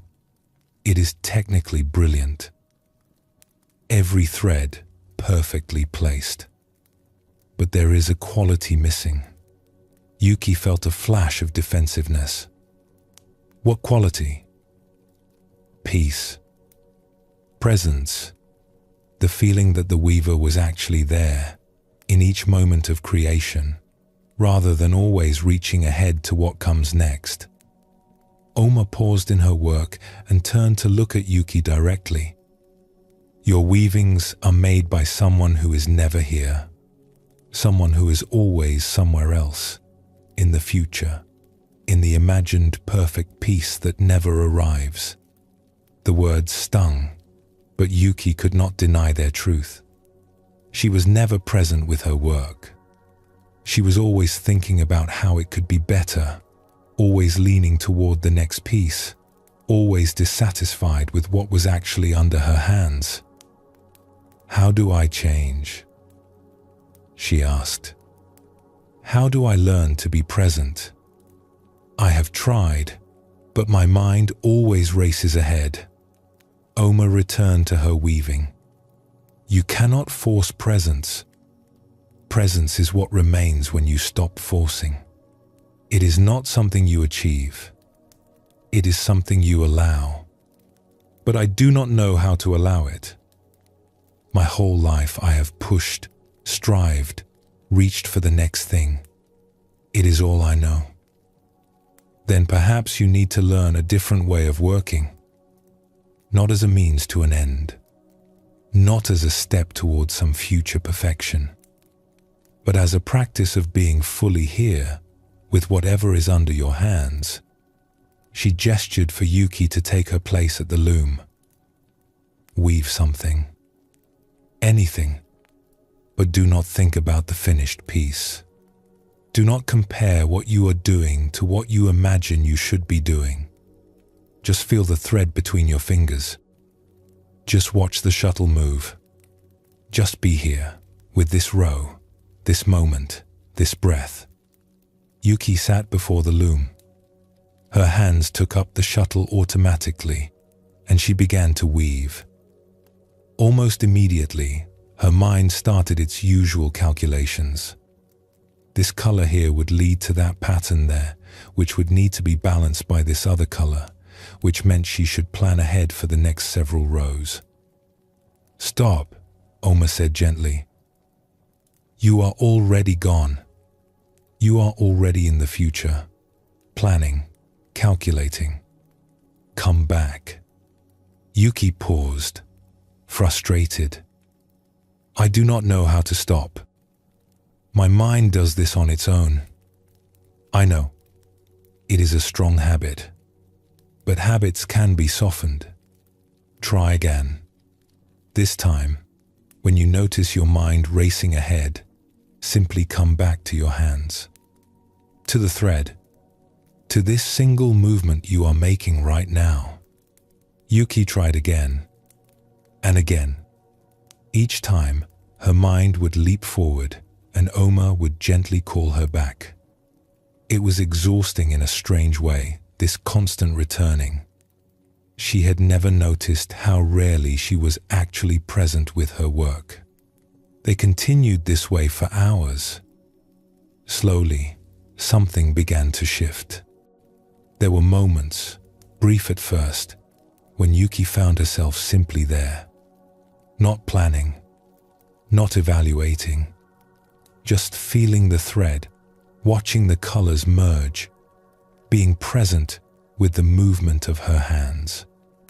These moments felt different from anything she had experienced before. There was a quietness in them, a peace that her usual way of working never allowed. There, Oma said softly. Did you feel that? Yes. It was like everything slowed down. Like I was actually here, instead of always somewhere else. That is presence.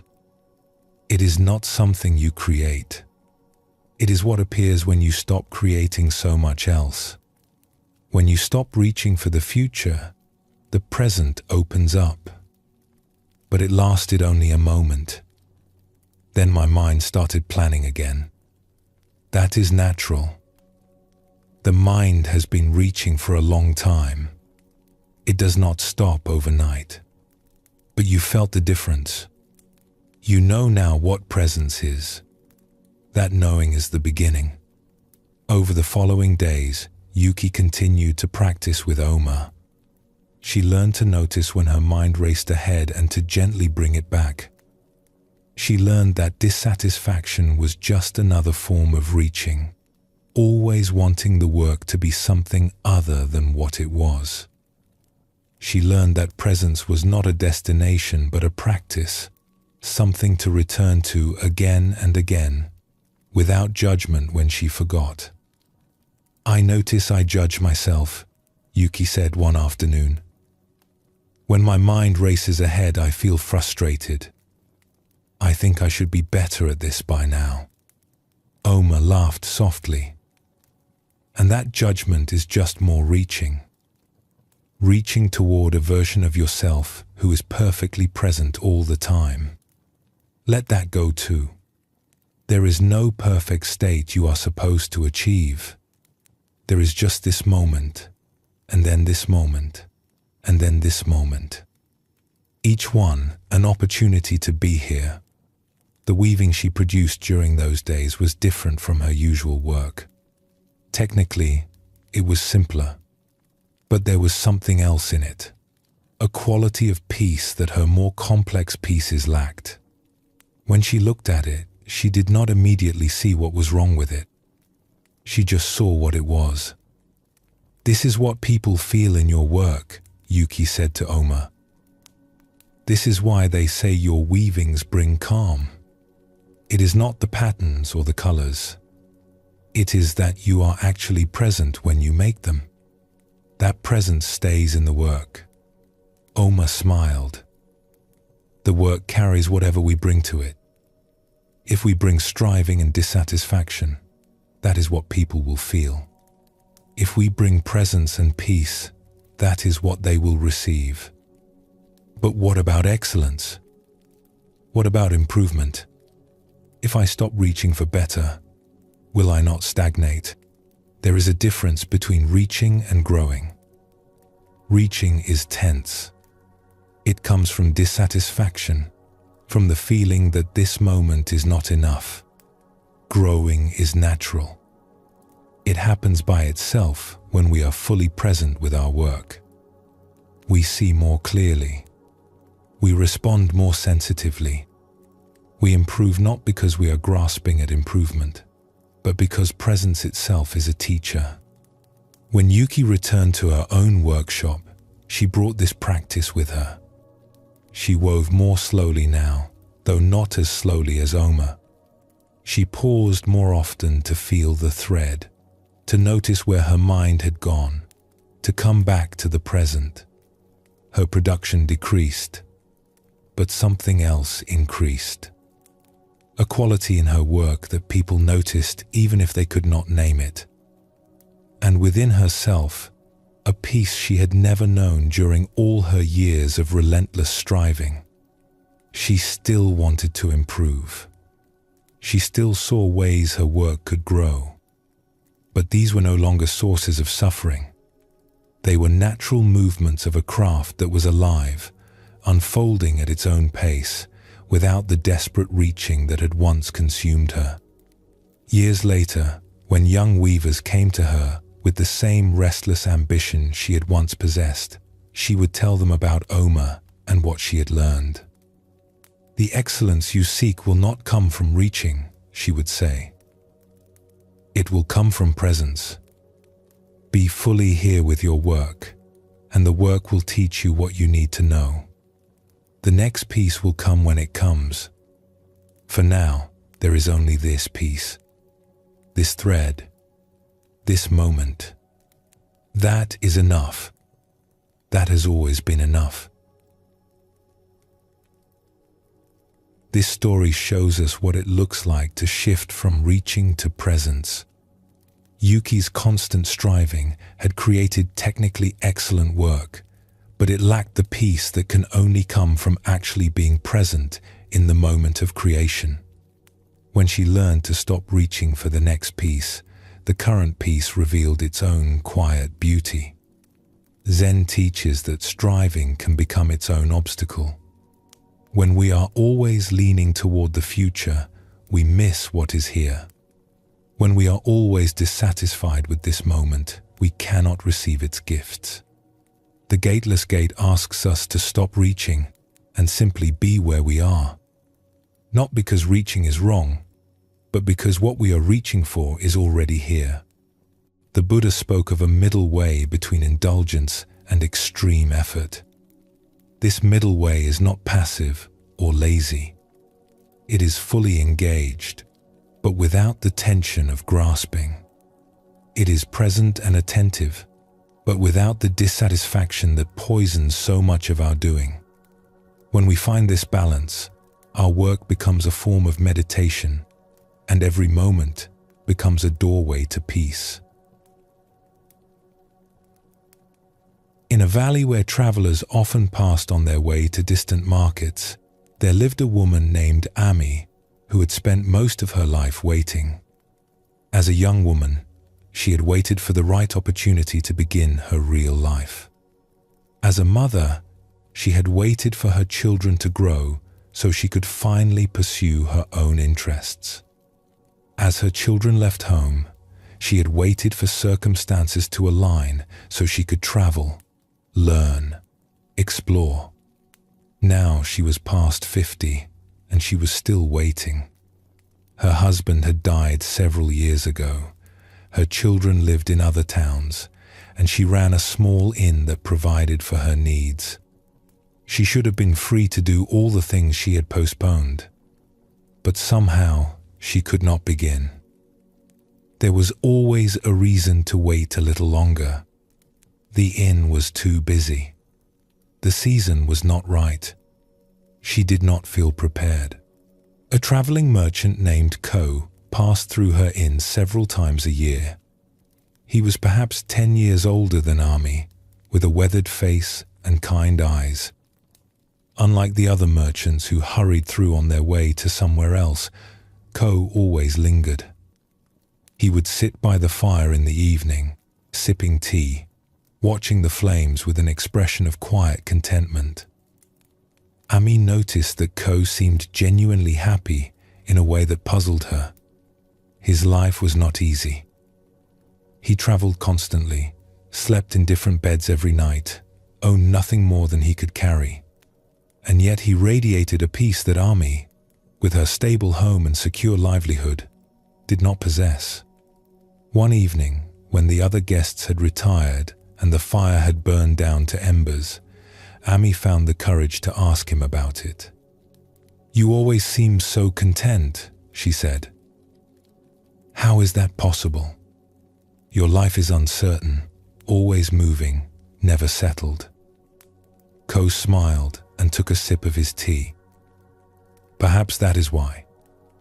I have no fixed place to compare my life to.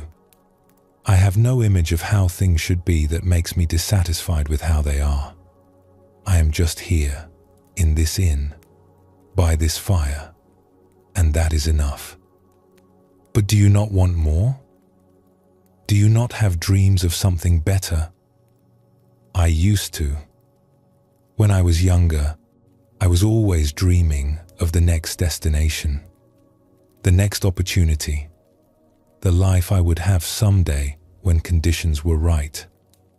He shook his head slowly. "I spent many years that way, always somewhere else in my mind, always waiting for real life to begin." "What changed?"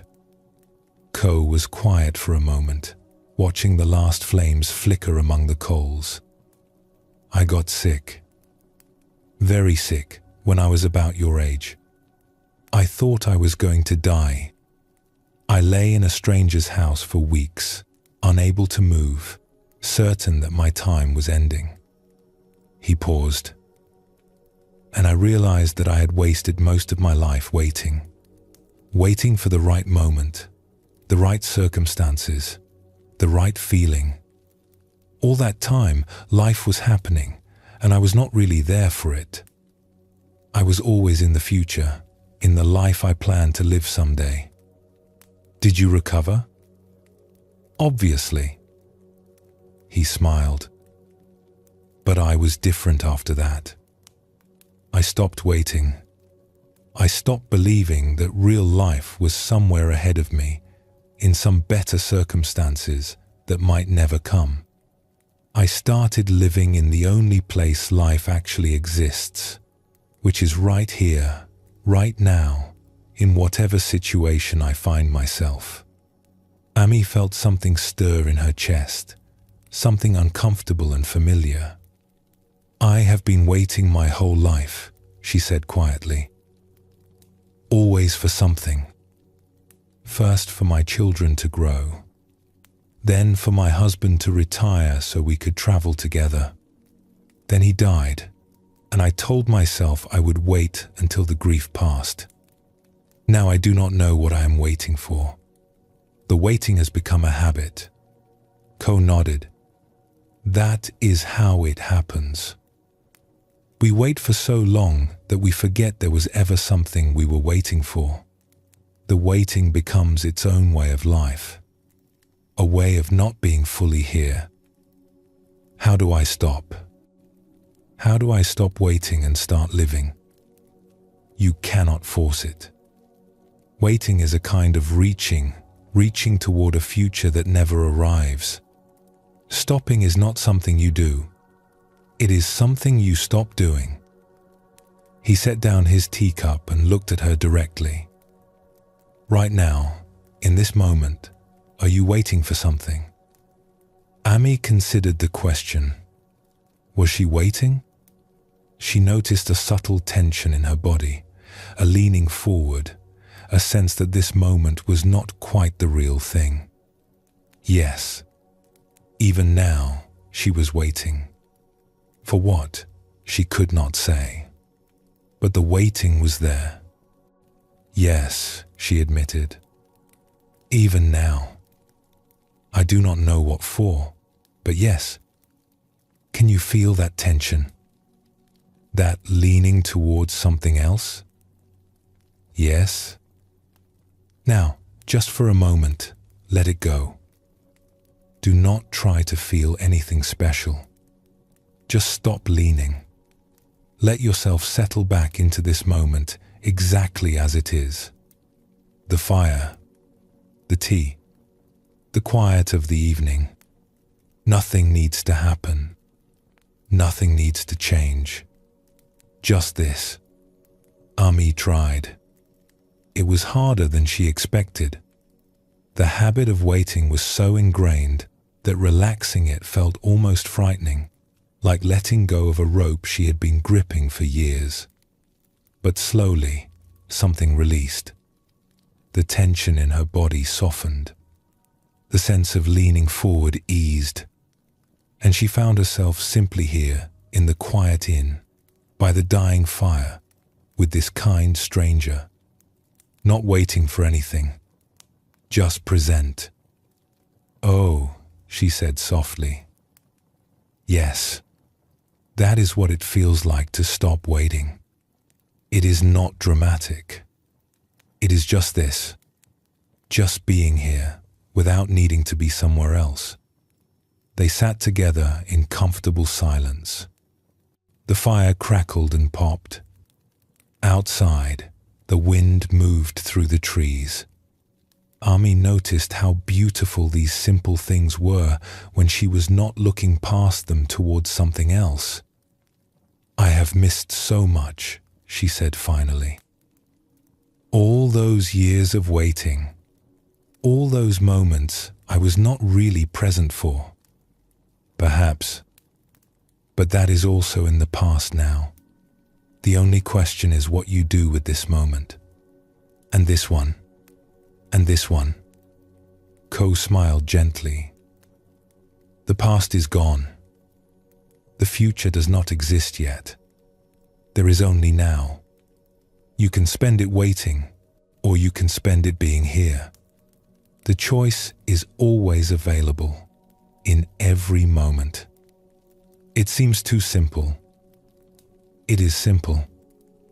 But simple is not the same as easy. The habit of waiting is strong. It will reassert itself many times. You will find yourself leaning forward again, reaching for the next thing, postponing your presence until conditions improve.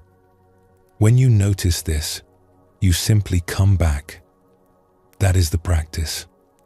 Not achieving some permanent state of presence, but returning to presence again and again. And that is enough? Just returning?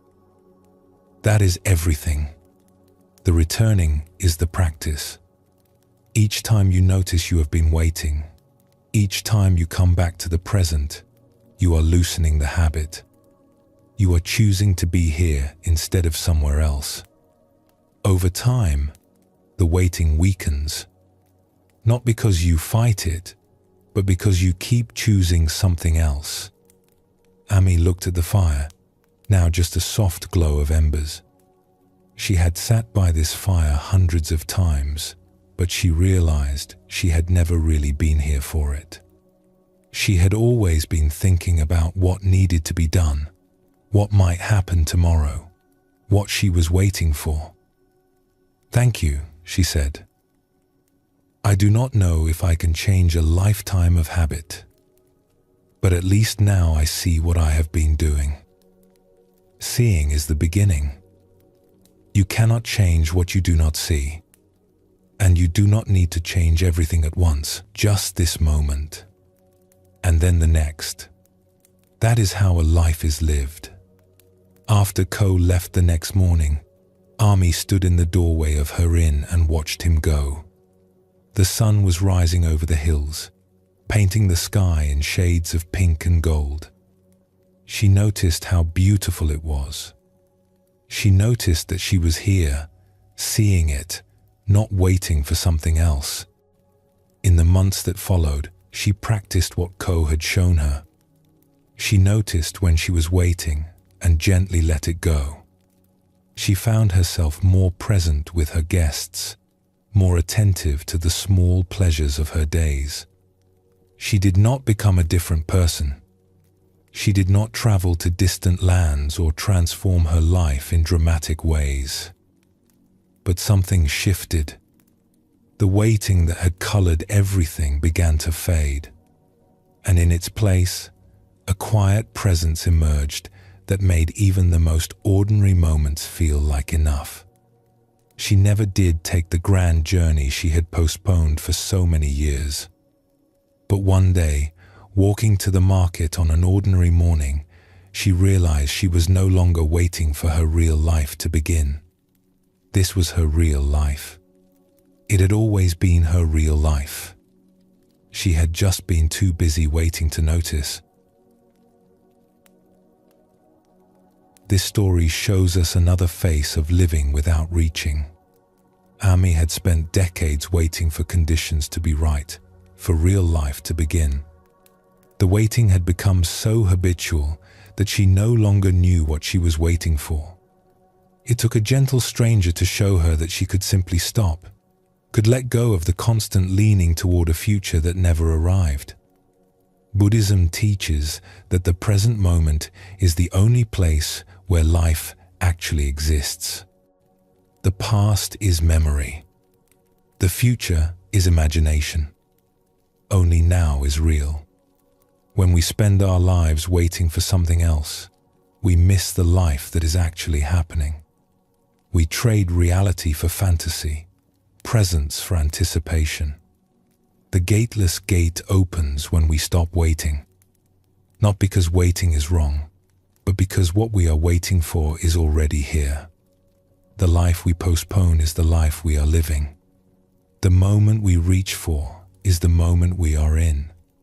When we finally stop reaching, we find that we have arrived. We have always been arrived. We simply did not notice because we were too busy looking ahead. Let your breath soften now and feel yourself settling into this moment. There is nothing to reach for, nothing to wait for. This breath, this awareness, this gentle presence is enough. Simply rest here.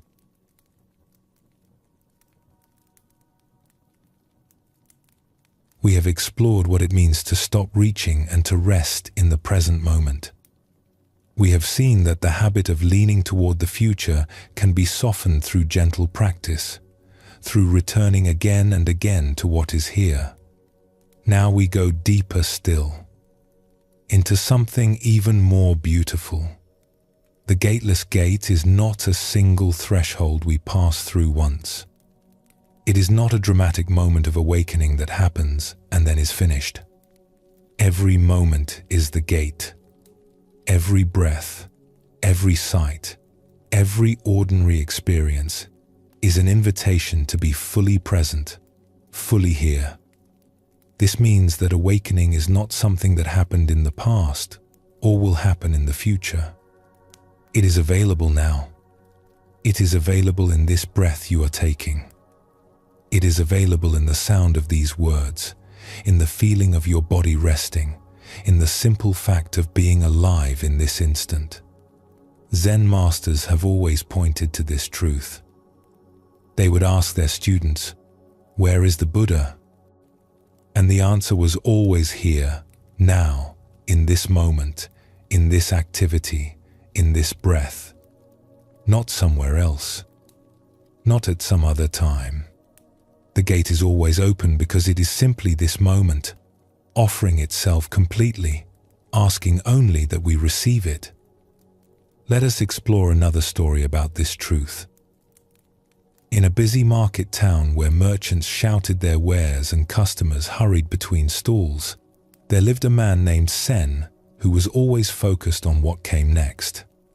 His mind moved constantly, planning, calculating, anticipating. When he was eating breakfast, he was thinking about the morning's work. When he was working, he was thinking about the afternoon's tasks. When he was resting in the evening, he was thinking about tomorrow. He was successful by most measures. His business prospered. His family was provided for. People respected his industriousness. But Sen himself felt strangely hollow. Life seemed to rush past him in a blur of activity. Years passed without him noticing. His children grew up, and he could barely remember their childhoods. Seasons changed, and he was always surprised when winter arrived again. Each week, Sen went to the market to buy supplies for his household. He always moved quickly through the stalls, getting what he needed and leaving as fast as possible. Time was precious. There was always something else that needed to be done. At one corner of the market, an old woman named Cho sold fruit from a small wooden cart. Her offerings were simple, just whatever was in season, arranged neatly on a worn cloth. Unlike the other vendors who shouted and bargained aggressively, Cho sat quietly, watching the flow of people with a calm expression. She never seemed hurried, never seemed anxious about making sales. Sen had passed her cart hundreds of times without really noticing her. But one morning, something made him pause. Perhaps it was the quality of stillness around her, so different from the frantic energy of the market. Perhaps it was the way she looked at him, really looked, as if she actually saw him rather than just another customer. "You are always rushing," she observed. Her voice was unhurried, like a stream that has been flowing for a very long time. Sen blinked, surprised to be addressed. "There is much to do. Time does not wait." "No, time does not wait. But you seem to be the one who is not waiting. You are always somewhere else, always ahead of yourself." She picked up a ripe pear and held it out to him. "When did you last taste a piece of fruit? Really taste it, without thinking about the next thing?" Sen took the pear, but did not answer. He could not remember. Eating was just something he did between other activities, fuel for the body so it could continue working.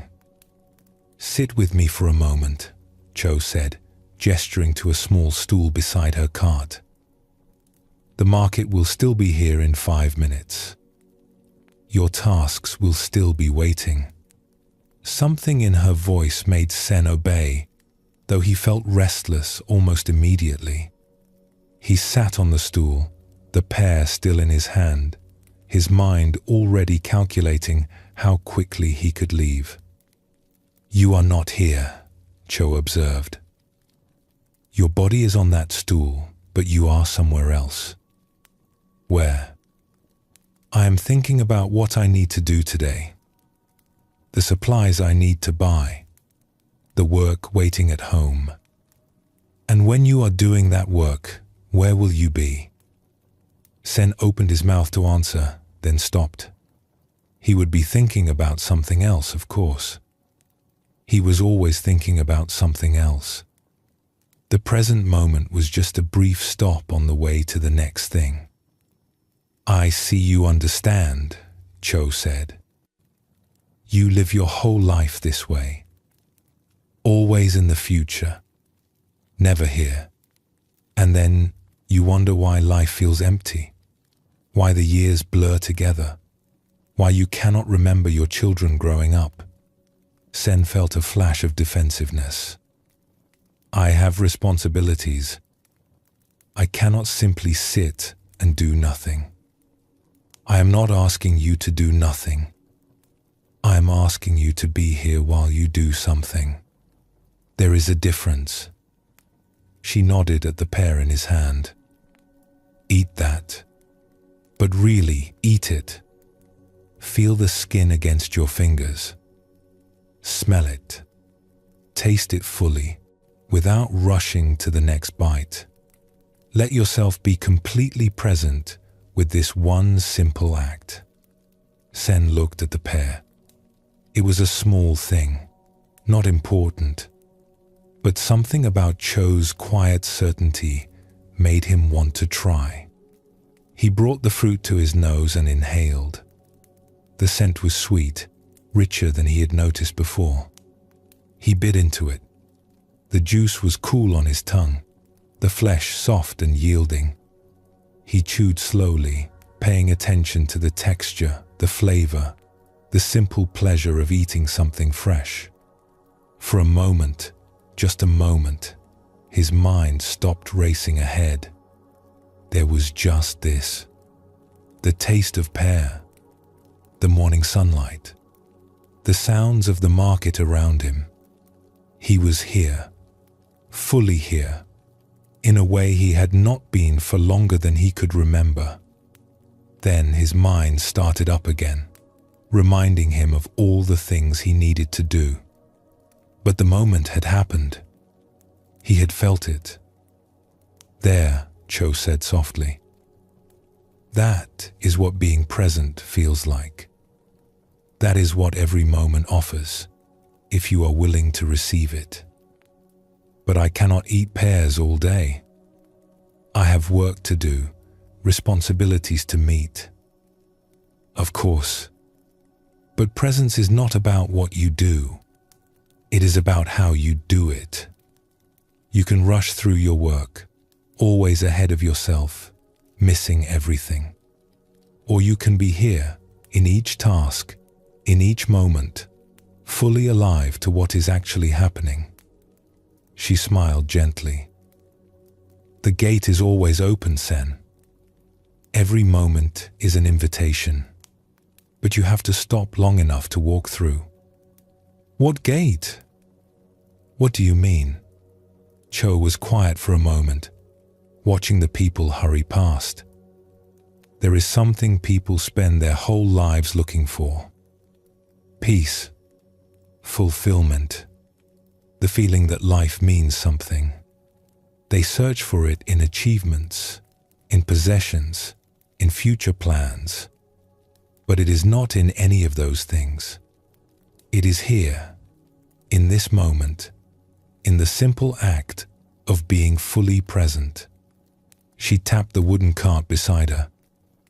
"I almost died once. Many years ago. I was sick for months, certain that each day would be my last. And in that time, something changed in me. I stopped rushing toward the future because I thought I had no future. I was left with only now, and I discovered that now was enough. More than enough. Now was everything I had ever been looking for." "But you recovered." "Yes. But I did not go back to the old way of living. I kept what illness had taught me. Each morning when I wake, I know that this day is a gift.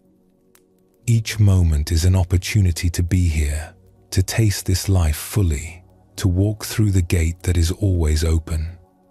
Sen sat with this for a while. The market continued its noisy bustle around them, but their small corner felt like a still point in the middle of it all. "I do not know if I can change," he said finally. "I have been this way my whole life. Always rushing, always planning, always somewhere else. You do not have to change everything at once. Just this moment. Can you be here for this moment? And then the next?" That is all presence asks. Not a transformation of your entire life. Just attention to what is actually here, right now. Sen finished the pear. He noticed the last of the juice on his fingers, the slight stickiness, the faint sweetness when he licked his thumb. Such a small thing, but it felt like waking up from a long sleep. "Thank you," he said. "I do not even know what you have given me, but thank you. I have given you nothing. I have only pointed at what was always here. The gate is always open. Every moment is the invitation. You just have to stop rushing past." Sen stood, brushing off his robe. The pear was finished, but something of that moment remained with him. A taste of what presence felt like. "May I come back?" he asked. "To talk with you again?" "I am here every morning. The pear may be different, but the moment is always new." In the weeks that followed, Sen began to practice what Cho had shown him. He tried to be present with his work instead of always thinking about what came next. He tried to really see his children when he spoke with them, to really taste his food when he ate, to really feel the evening air when he sat outside his house. It was not easy. The habit of rushing was strong, and he caught himself again and again leaping ahead to the future. But each time he noticed, he would try to come back. He would take a breath and feel his feet on the ground. He would look around and actually see where he was. Slowly, something began to shift. Life stopped feeling like a blur. Moments became more distinct, more vivid, more real. He started to remember things, small things he would have missed before. The way his daughter laughed at a joke, the color of the sky at sunset, the feel of his wife's hand in his. He went back to Cho's cart many times. Sometimes they talked. Sometimes they just sat together in comfortable silence, two people practicing the art of being present in a world that was always rushing somewhere else. "The gate is always open," Cho would say. "Every moment. Not just the special ones. The boring ones too. The difficult ones. The ordinary ones. All of them are invitations. All of them are chances to be here." And slowly, Sen began to understand that this was the only gate there had ever been. Not something to be found at the end of a journey. Not something that would open someday when conditions were right. Just this. Just now. Just the willingness to stop rushing and receive what each moment offered. One day, his son asked him why he seemed different. "You are more here," the boy said. "You used to always seem like you were thinking about something else.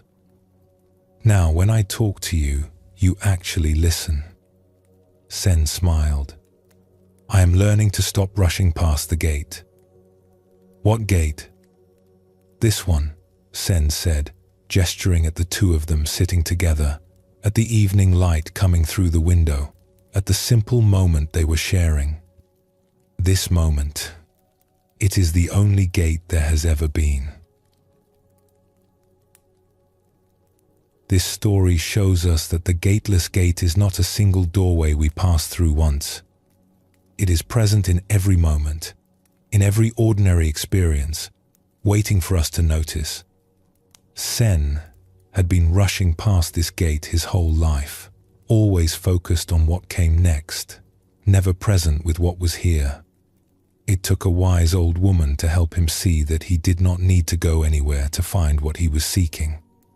He only needed to stop and be present with what was already in front of him. Zen teaches that every moment is complete. Every experience, no matter how ordinary, contains everything we need.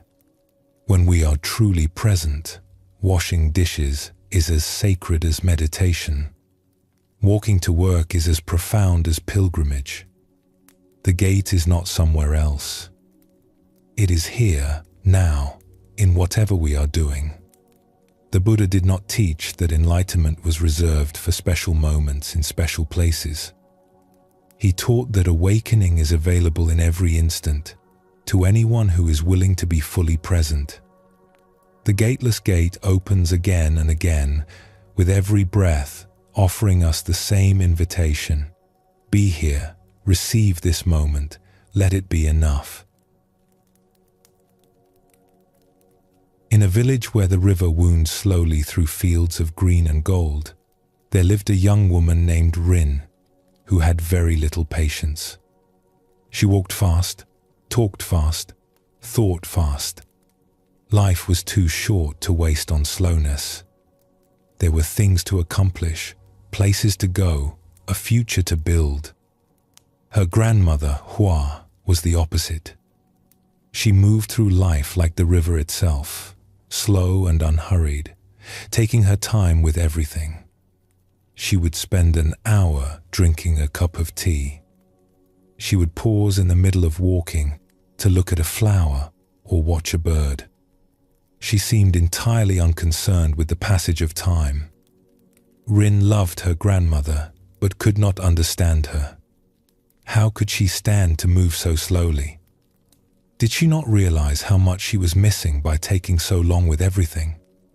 When Hua grew old and needed care, Rin was the one who came to help. She moved into her grandmother's small house by the river and took over the daily tasks of cooking, cleaning, and tending the garden. She tried to be patient, but the slowness of her grandmother's life made her restless. Everything took so long. A walk to the well, a meal eaten bite by bite, an evening spent watching the river flow past. One afternoon, Rin was hurrying through the garden, pulling weeds with quick, efficient movements. Her grandmother came outside and lowered herself slowly onto a bench to watch. "You are always rushing," Hua observed. "Even pulling weeds becomes a race." Rin wiped sweat from her forehead. "If I do not hurry, I will not finish before dinner. And if you do not finish before dinner, what happens? I will have to do it tomorrow. And tomorrow has its own tasks." Hua nodded slowly. "So you rush through today to save time for tomorrow, and then you rush through tomorrow to save time for the next day. When does the rushing end?" Rin paused, a weed dangling from her hand. She had never thought about it that way. The rushing never ended. There was always something else that needed to be done. "Come sit with me," Hua said, patting the bench beside her. "The weeds will wait. But I need to finish. The weeds will wait. Sit with me."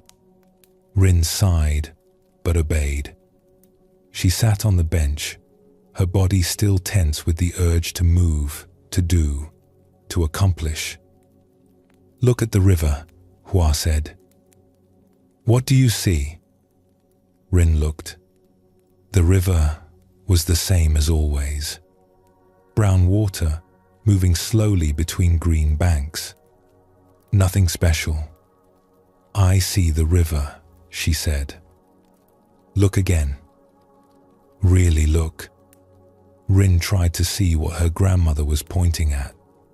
The water caught the afternoon light, glinting gold and silver. Small eddies swirled near the banks, carrying leaves and twigs in lazy circles. A dragonfly skimmed the surface, leaving tiny ripples that spread and faded. On the far bank, a heron stood motionless, waiting with infinite patience. "It is beautiful," Rin admitted. "I never noticed before. You never stopped long enough to see. You have passed this river every day of your life, and you have never really looked at it." Hua's voice was gentle, without judgment. "That is what rushing does. It blinds us to what is actually here. But there is so much to do. I cannot spend all day looking at rivers. I am not asking you to spend all day. I am asking you to spend this moment. Just this one." Hua took her granddaughter's hand. "Every moment is a doorway, Rin. An invitation to be fully present, to see what is actually here, to receive the gift of being alive. But most people hurry past these doorways without noticing. They are always on their way somewhere else." "A doorway to what?" Hua was quiet for a long moment, watching the river flow. "When I was young, I was like you. Always rushing, always busy, always looking ahead. I thought that was how life was supposed to be lived. And then one day, I was sitting by this very river, and I saw it. Really saw it. The light on the water, the way the current moved, the heron standing so still, and something in me stopped. Not just my body, something deeper. The constant rushing in my mind went quiet, and I was just here. Just present. Just alive." "What happened?" "Nothing dramatic. But everything felt different. Vivid. Real. Like I had been sleepwalking my whole life, and had suddenly woken up. And I realized that this was what I had been rushing toward all along. This simple presence. This being here, fully here, with what is." She squeezed Rin's hand.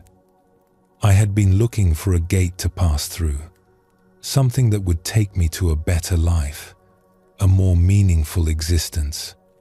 And I discovered that the gate was right here. It had always been right here. Every moment was the gate. I had just been too busy rushing to walk through." Rin sat with this, feeling the bench beneath her, the warmth of her grandmother's hand, the gentle movement of air across her skin. She tried to be present, really present, the way Hua described. It was harder than she expected. Her mind kept jumping ahead to the tasks waiting, the weeds unfinished, the dinner to prepare. But for a moment, just a moment, she felt something shift. The river became more vivid.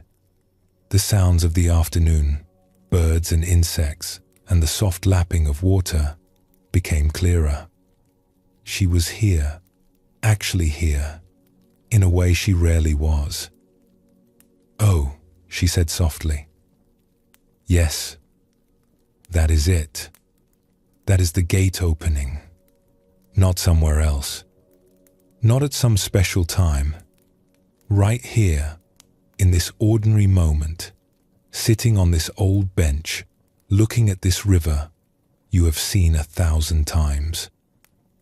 But it faded. Already my mind is rushing again. That is natural. Presence is not a permanent state we achieve and then keep forever. It is a practice, a returning, again and again, to what is here. The gate is always open, but we keep walking past. The practice is to notice, to stop, to walk through, even if only for a moment, and then to do it again and again. In the months that followed, as Rin cared for her grandmother, something changed in her. she still moved quickly at times. She still had tasks to complete and responsibilities to meet. But she began to pause more often. She would stop in the middle of hanging laundry and feel the sun on her face. She would sit with her grandmother in the evening and really watch the river, letting its slow movement quiet the rushing in her mind. She began to see what Hua had been trying to show her. Every moment was a doorway. The extraordinary was hidden inside the ordinary, waiting to be seen. The gate was not somewhere else, at the end of some journey. It was here, now, in the simple act of being present. One evening, her grandmother asked her what she was learning. "I am learning to see," Rin said. "I spent my whole life looking, but I never really saw anything. I was too busy rushing to the next thing. And now? Now I see. Not always, not perfectly, but more than before. The gate you talked about, the one in every moment, I am beginning to find it." She paused, watching the last light fade from the river. "I understand now why you move so slowly. You are not wasting time. You are savoring it. You are walking through all the gates I used to rush past." Hua smiled.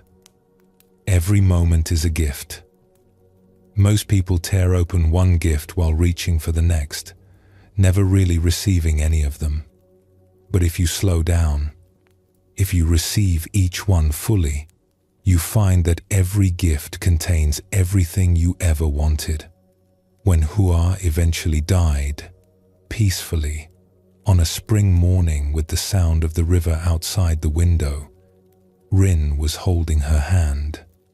And she understood, in a way she could not have understood before, that her grandmother had given her something precious. Not something to be achieved or possessed, but a way of being. A willingness to stop rushing. A capacity to see the gate that was always open in every moment, in every breath. She still lives in the house by the river. She moves more slowly now, though she is still young. When visitors come, they sometimes notice something about her, a quality of presence, a way of really seeing them when they speak. They feel calmer in her company, though they cannot say why. If they ask her secret, she just smiles and points at the river. "Every moment is a doorway," she says. "Most people hurry past. But if you stop, if you really look, you find that the gate you have been searching for has been open all along." This story shows us that the gateless gate is available in every ordinary moment. Rin was so busy rushing toward the future that she missed the doorways all around her. It took her grandmother's gentle teaching to show her that what she sought was not somewhere ahead, but right here, hidden in plain sight. Buddhism teaches that the sacred is not separate from the ordinary. Every moment holds the same potential for awakening as any moment that has ever been. The enlightenment that happened under the Bodhi tree is available under every tree, in every room, in every breath. The gate is not closed and waiting to be opened. It is open now and always has been. We spend so much of our lives waiting for special moments, for the conditions to be right, for the time when we will finally be present. But this waiting is itself what keeps us from what we seek. The gateless gate asks us to stop waiting and walk through, right now, in this very ordinary moment. Not tomorrow. Not when we are ready. Now. Let your eyes soften and take a slow breath. This moment, right here, is the open gate. There is nothing to wait for, nothing to prepare, Simply let yourself be here and receive what this moment offers.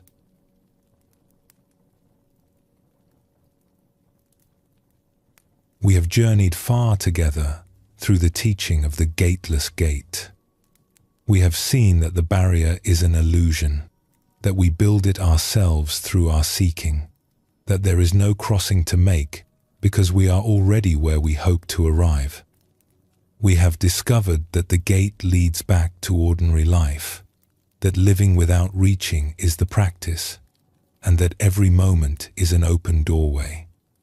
Now we come to the heart of it all, the simplest truth and the most profound. After all the searching, after all the questioning, after all the understanding, what remains? You are already home. You have always been home.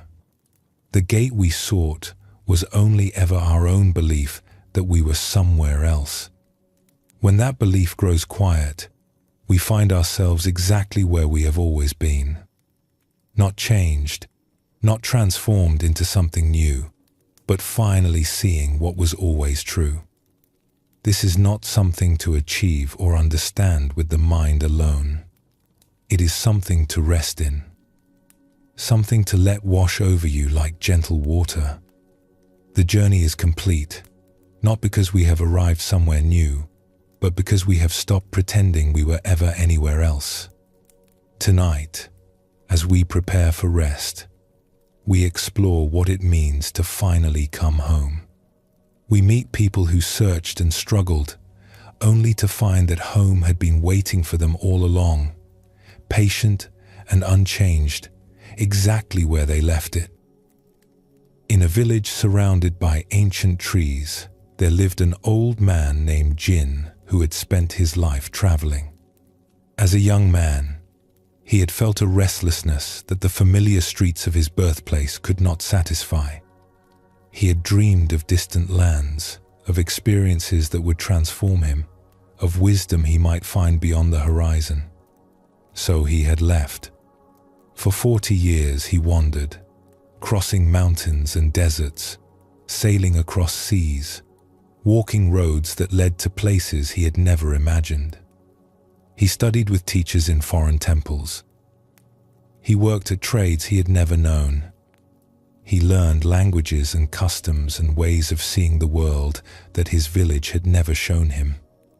Along the way, he had sought something he could never quite name, a sense of completion, a feeling of having arrived, a peace that would finally settle the restlessness that had driven him from home so many years ago.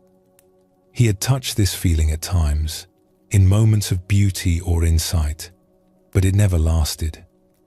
The restlessness always returned, and he would move on to the next place, the next teacher, the next hope. Now he was old. His body could no longer carry him to distant lands. His eyes had grown weak, his steps uncertain. He had returned to his village at last, not in triumph, but in exhaustion. The journey had not given him what he sought. He felt he had failed somehow, had missed something essential that others seemed to find. His childhood friend Mao still lived in the village. Unlike Jin, Mao had never left. He had married, raised children, worked the same fields his father had worked. His life had been simple, bounded by the same hills Jin had fled so long ago. One evening, the two old men sat together beneath a tree they had climbed as boys. The branches were thicker now, the trunk wider, but the shape was the same. Jin could remember sitting in this exact spot 60 years ago, dreaming of escape. "You have seen so much," Mao said. "I have always wondered what it was like, out there beyond the hills." "What did you find?" Jin was quiet for a long moment. The evening light was fading, painting the fields in shades of gold and amber. A bird sang somewhere in the branches above them. "I found many things," he said finally. beautiful things, strange things, things I could never have imagined staying here. But what I was looking for, I did not find. What were you looking for? Jin struggled to put it into words. He had struggled with this his whole life. Peace, I think. A sense of being where I belonged. The feeling that I had arrived somewhere, that the journey was complete. He shook his head slowly. I thought it was out there, beyond the horizon. I thought if I just traveled far enough, searched hard enough, I would find it. But it was always just ahead of me. Every time I thought I was close, it moved further away. Mao nodded slowly, as if this made sense to him. And now you have come back. Has the traveling ended? My body has ended it. I cannot walk those roads anymore. But the restlessness remains. Even now, sitting here, I feel it. The sense that I should be somewhere else, doing something else, searching for something I have not yet found. The two old men sat in silence for a while. The bird continued its song. The light continued to fade. May I tell you something?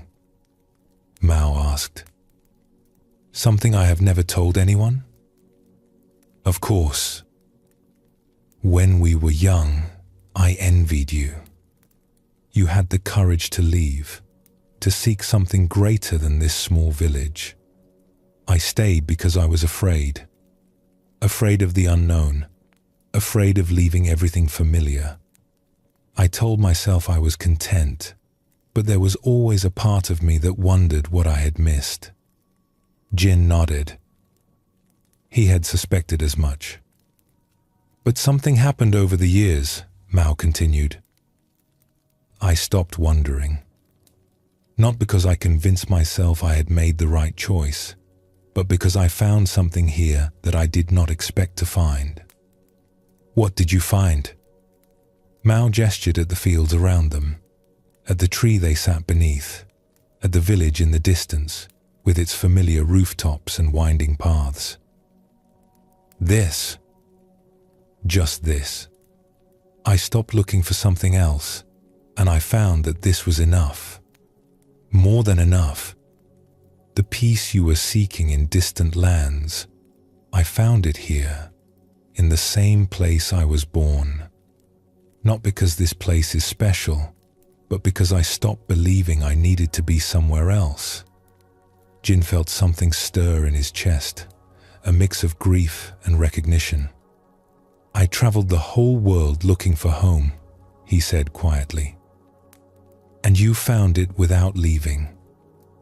I do not think it matters whether we leave or stay.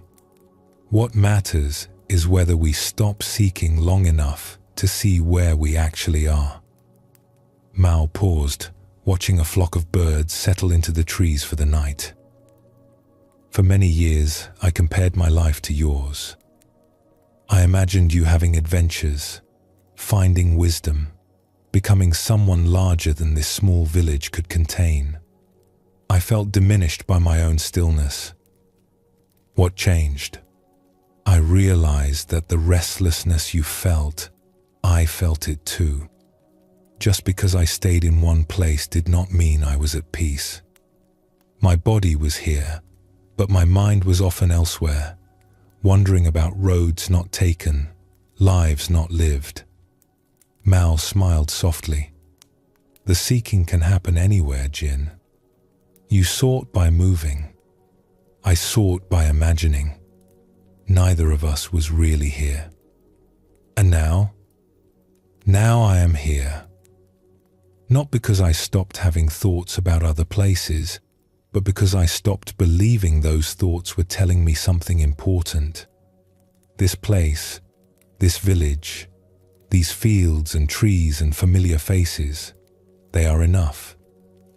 They were always enough. I just could not see it while I was busy looking elsewhere. Jin felt something stir in his chest, a mix of grief and recognition. You have come back, Mao continued. The traveling is over. Perhaps now you can find what you were looking for. Not because you have finally arrived at the right place, but because you can finally stop. Jin sat with this. The restlessness was still there, the old habit of seeking. But beneath it, he felt something else. A weariness with the seeking itself. A willingness, finally, to let it go. He looked at the fields, golden in the fading light. He looked at the old tree they sat beneath, the same tree from his childhood. He looked at his friend's weathered face, lined with years of simple living. Everything was exactly as it had been, exactly as it had always been. The village had not changed. The hills had not changed. Only Jin had changed, had circled the whole world to arrive back at this spot. I think I understand, he said slowly. The home I was seeking was never somewhere else. It was always here. I just could not see it because I was too busy looking for it. The gate was always open, Mao said. You just kept walking past it, looking for a more impressive entrance. Jin laughed, a sound that surprised him. It had been a long time since he had laughed. 40 years of walking past an open gate. That sounds like something a fool would do. Or a human being. We all do it, in our own ways. We all believe that what we seek is somewhere else, that we need to find the right path, the right teacher, the right circumstances. And all the while, the gate stands open right where we are. The sun had nearly set now. The first stars were appearing in the darkening sky. Jin felt something loosening in his chest, a knot that had been tied for as long as he could remember. I am home, he said. The words were simple, but they carried a weight he had not expected. I am finally home. You were always home. You just did not know it. In the weeks that followed, Jin began to settle into village life. It was strange at first, being still after so many years of movement. The restlessness arose often, the old urge to seek, to move, to find something beyond where he was. But now he recognized it for what it was, just a habit, an old pattern that no longer needed to be followed. He would sit beneath the old tree and watch the light change over the fields. He would talk with the villagers he had known as a child, now old like him. He would eat simple food and sleep in a simple bed and wake to the same sunrise he had woken to as a boy. Sometimes he missed the road. The excitement of not knowing what lay ahead, the freedom of having no fixed place. But even as he missed it, he understood something he had not understood before. The freedom he had sought through movement was also available in stillness.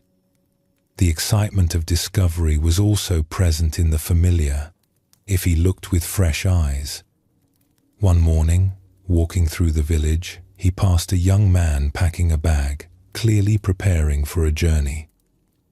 Where are you going? Jin asked. Away from here, the young man said. There must be more to life than this village. I am going to find it. Jin nodded slowly. He recognized the restlessness in the young man's eyes.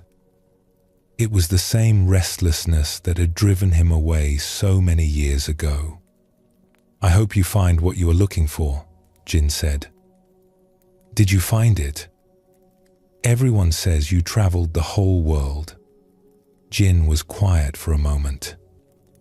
I found many things. But what I was really looking for, I found here, after I came back. It was here all along. I just could not see it until I stopped seeking. The young man looked skeptical. That sounds like something someone says when they have given up. Perhaps. Or perhaps it is something you can only understand after you have sought long enough to know that the seeking itself was the obstacle. Jin smiled gently. Go on your journey. See the world. Learn what it has to teach you. Maybe you will find what you are looking for out there. Or maybe, like me, you will circle back and find it here. Either way, the journey is yours to make. And slowly, the peace he had sought for 40 years began to find him. Not because he had achieved anything or understood anything new, but because he had finally stopped running. He had finally let himself be where he was. He had finally come home. When young people in the village asked him about his travels, he would tell them stories of distant lands and strange adventures. But when they asked what he had learned, his answer was always the same. I learned that home is not a place you find. It is a place you stop leaving. The gate is always open. You do not need to travel the world to walk through. You only need to stop believing you are somewhere else. This story shows us the final truth of the gateless gate. Jin traveled the whole world looking for home, only to find it waiting for him in the village he had left so long ago. The gate had always been open. He had simply been too busy seeking to walk through. Zen teaches that what we seek is not distant or hidden. It is right here, right where we are, in this very moment. The search itself is what creates the sense of distance. When we stop searching, we discover that we have already arrived. We have always been arrived. The Buddha taught that our true nature is not something we develop or achieve. It is what we already are, beneath all our seeking and striving. When we stop adding layers of effort and expectation, what remains is simply this moment, this breath, this ordinary and extraordinary experience of being alive.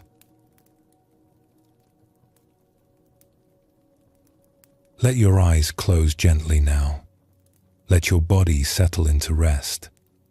You have traveled far, but the journey was always a circle, bringing you back to where you started. The gate is open. It has always been open. You are already on the other side. You have always been on the other side. Simply rest here, in the peace that was never lost, in the home that was never far away.